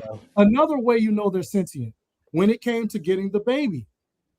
That's why they left Craster alone, because Craster delivers them babies. So they don't fuck with the girls there. And they also, just leave them all alone. Remember when in Hardhome when they were fighting, it was the White Walker was using tactics.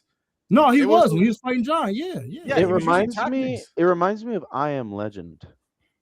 Oh, yeah. The way they I did a video of that thing, and that shit blew up because people love the I Am Legend zombies, but they're vampires. Yeah, vampires. Those weren't zombies at all. Those were Dark Seekers. Mm-hmm. Dark Seekers. But they have like their own, and they have their own communities, just like what you're saying about the White Walkers. Yeah. So it's like they evolved after they changed. The humans evolved into the Dark Seekers, and they became their own thing.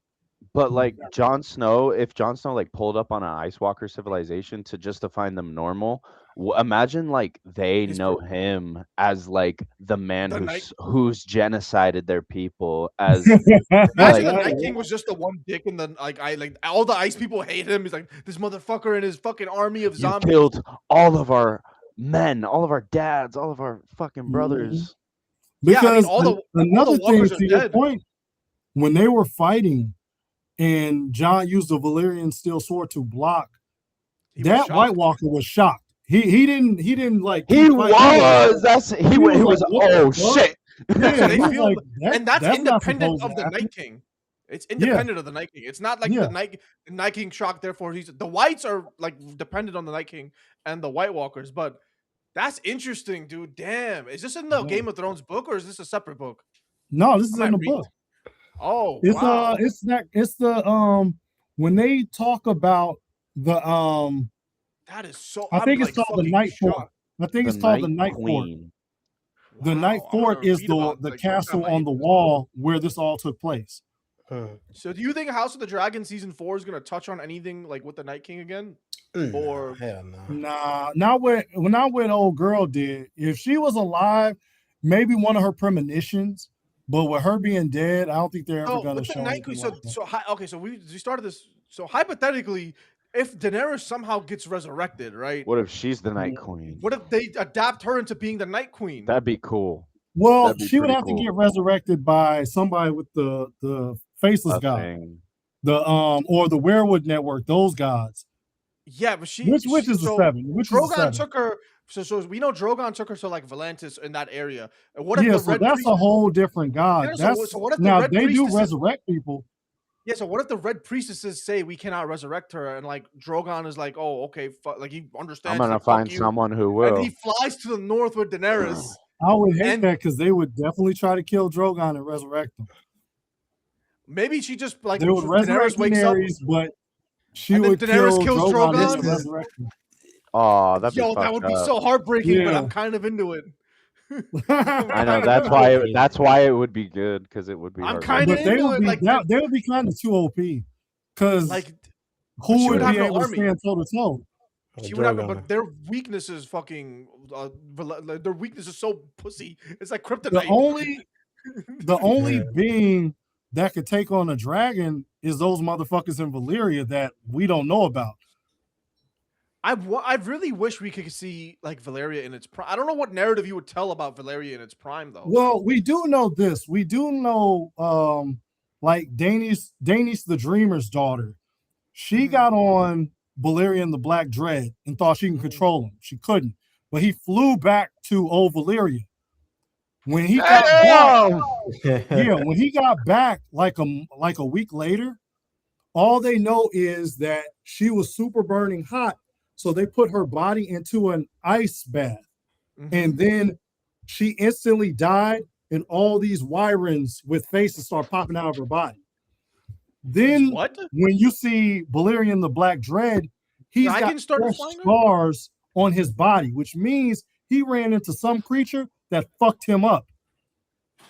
And Valyrian Black Dread was supposed to be the strongest creature on the planet. So what was popping out of her body? Those wyrms, dragon worms. Oh, they were popping out of her body, and they had faces, and they were screaming, and was like instantly dying. That's insane. So there's other magical creatures out there. Maybe this is what they do with the Arya spinoff. Yeah, because in the Doom of Valyria, remember, it came from those caves erupting, right? But that's where they were performing all that dark blood magic. So those creatures that they were transforming and shit, just like when they transform dragons and stuff, those creatures. The dragons weren't born; they were created. Weren't they born wyverns? And humans used magic to create dragons in Game of Thrones. They're born. I heard they were born. They were born without fire, so they're wyverns. And then the Targaryens used blood magic to give them fire. Yeah, to give them fire, and they had to be crossbred to get the wings.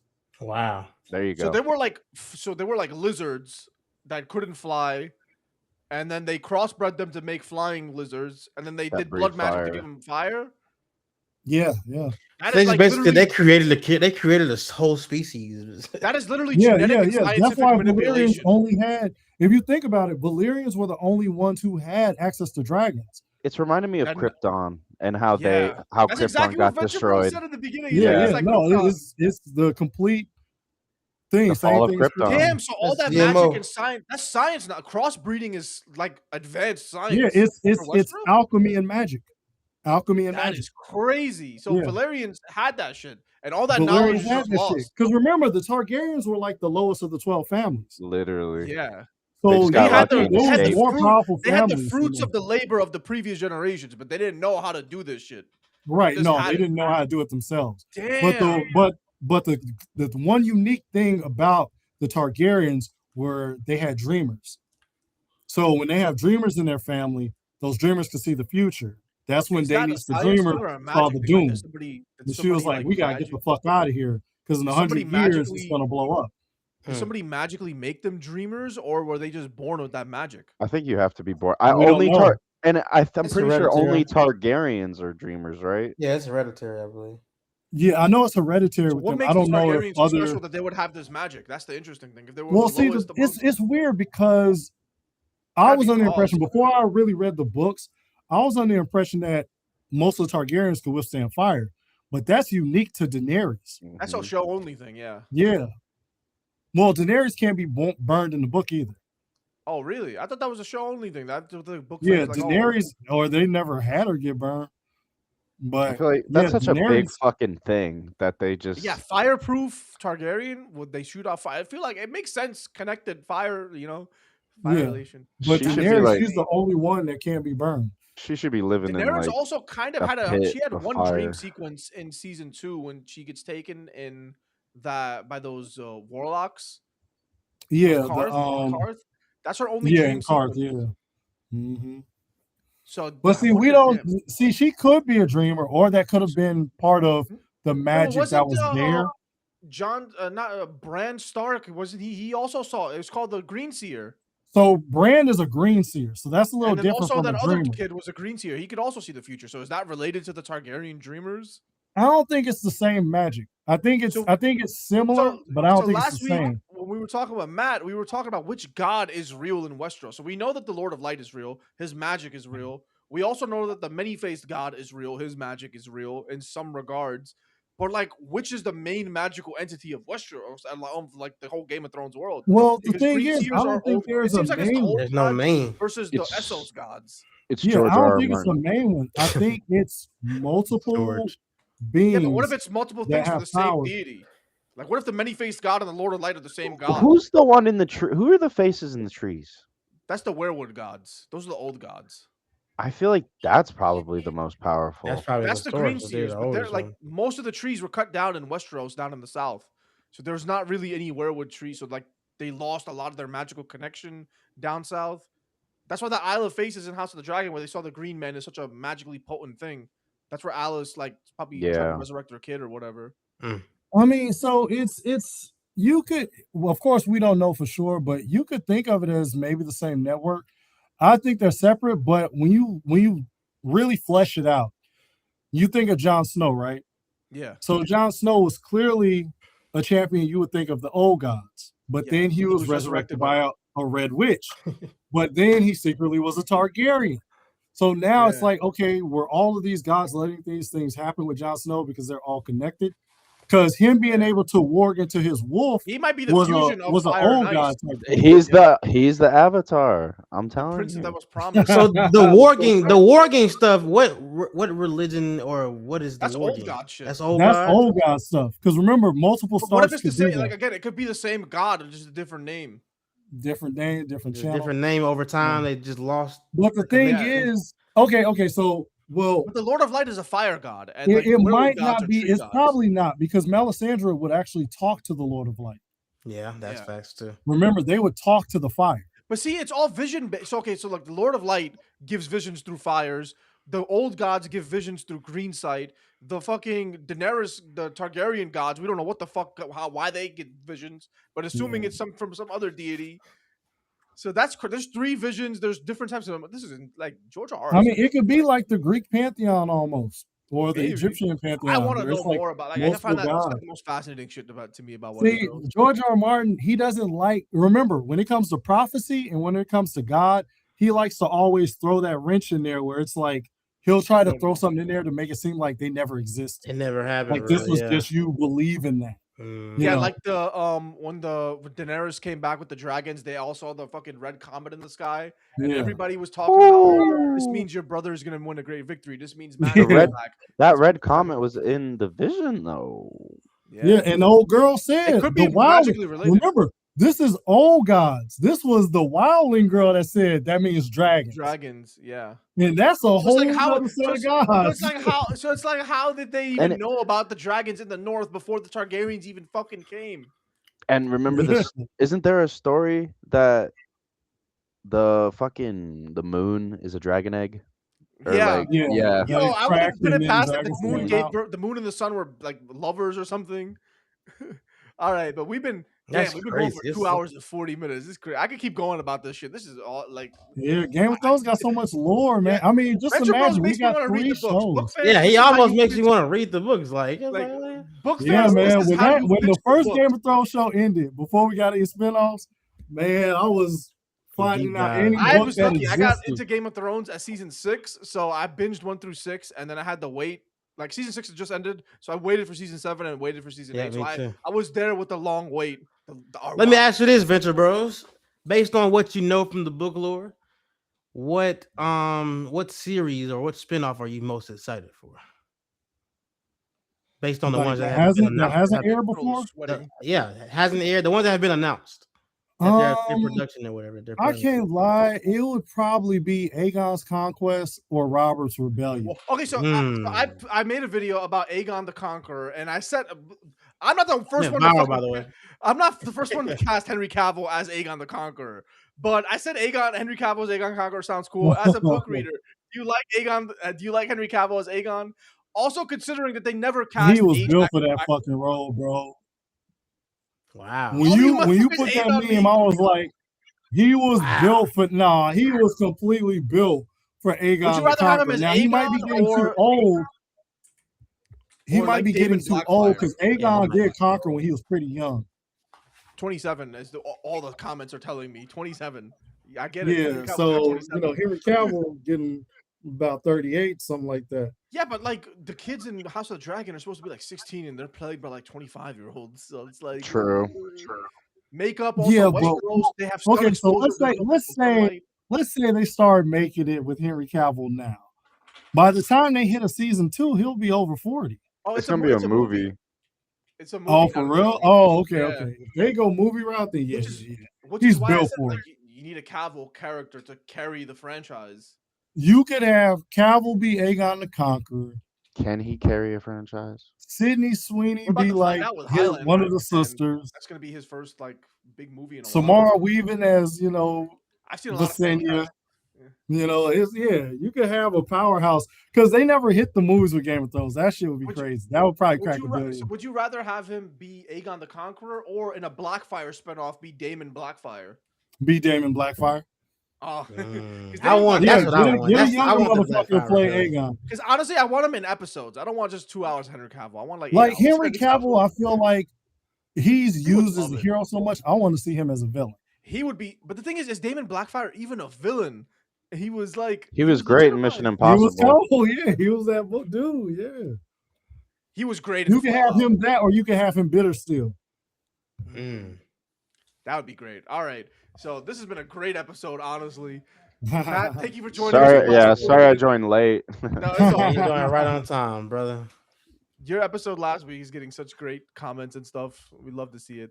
But yeah, Yap of Thrones. We didn't even get to say goodbye to bro. His iPad died. Devin's iPad. We were talking for shout out to Devan, man. Before we go, we got one special game. If the dragon impersonation. Ooh. All right, so give us your best impersonation of a dragon. What you would want your dragon to sound like, and I'm gonna edit it over the dragons, and we're gonna see who's got the best dragon. Jesus Christ! Here we go. Matt, you got some good voice. Like I know you're gonna kill it. All right, who wants to go first? If I could sound like Caraxes, that'd be hard. What Caraxes doing? His walk, his pimp walk. Is it? I guess that sounds nothing like Caraxes. But fuck it. All right, that's gonna be a funny ass clip.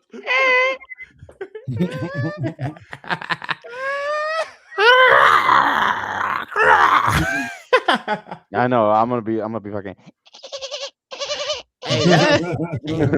I would be scared if I heard you come in. Trying to sound like Ghidorah. Because Caraxes don't even sound like a dragon. Sounds more like a snake. No whistle, yeah. Like he's howling a little bit, like mating calls. You gotta come out. Vagar's like. Nah, he sounds dangerous. Vagar sounds dangerous. Like, Vagar sounds. She sounds like she's moaning. Her knees ache and shit. She's just tired of this. She almost sounds like a T-Rex or some shit. Oh, it just depends on the writer. There we go. Meow. All right, buddy. I can't wait to actually edit this part. It's gonna be funny as shit. Just hi, I'm a dragon. Hey man, Yaps. Yap of Thrones. Our first season is finished. House of the Dragon. House of the Dragon. We are gonna begin our rewatch next week, starting with episode 1. This is gonna be awesome. We'd love to have Venture Bros. Matt, we'd love to have you back at different episodes whenever you guys want. Absolutely, sir. Oh, no doubt. Night of the Seven Kingdoms season 2 is coming out early. Oh my God! Thank Jesus. Matt, you're coming on for the premiere. I'm declaring it now. You're coming on as Dunk. I gotta get a wig. He's gonna have long hair. I was about to say he's gonna have long hair this season. This is the longest episode we've had. 2 hours 45. 45 minutes. Oh, man. All right. Peace out, guys. Like, comment, all the episodes available on Spotify now. All their links are going to be in the bio. Check them out. Let's go. Making moves.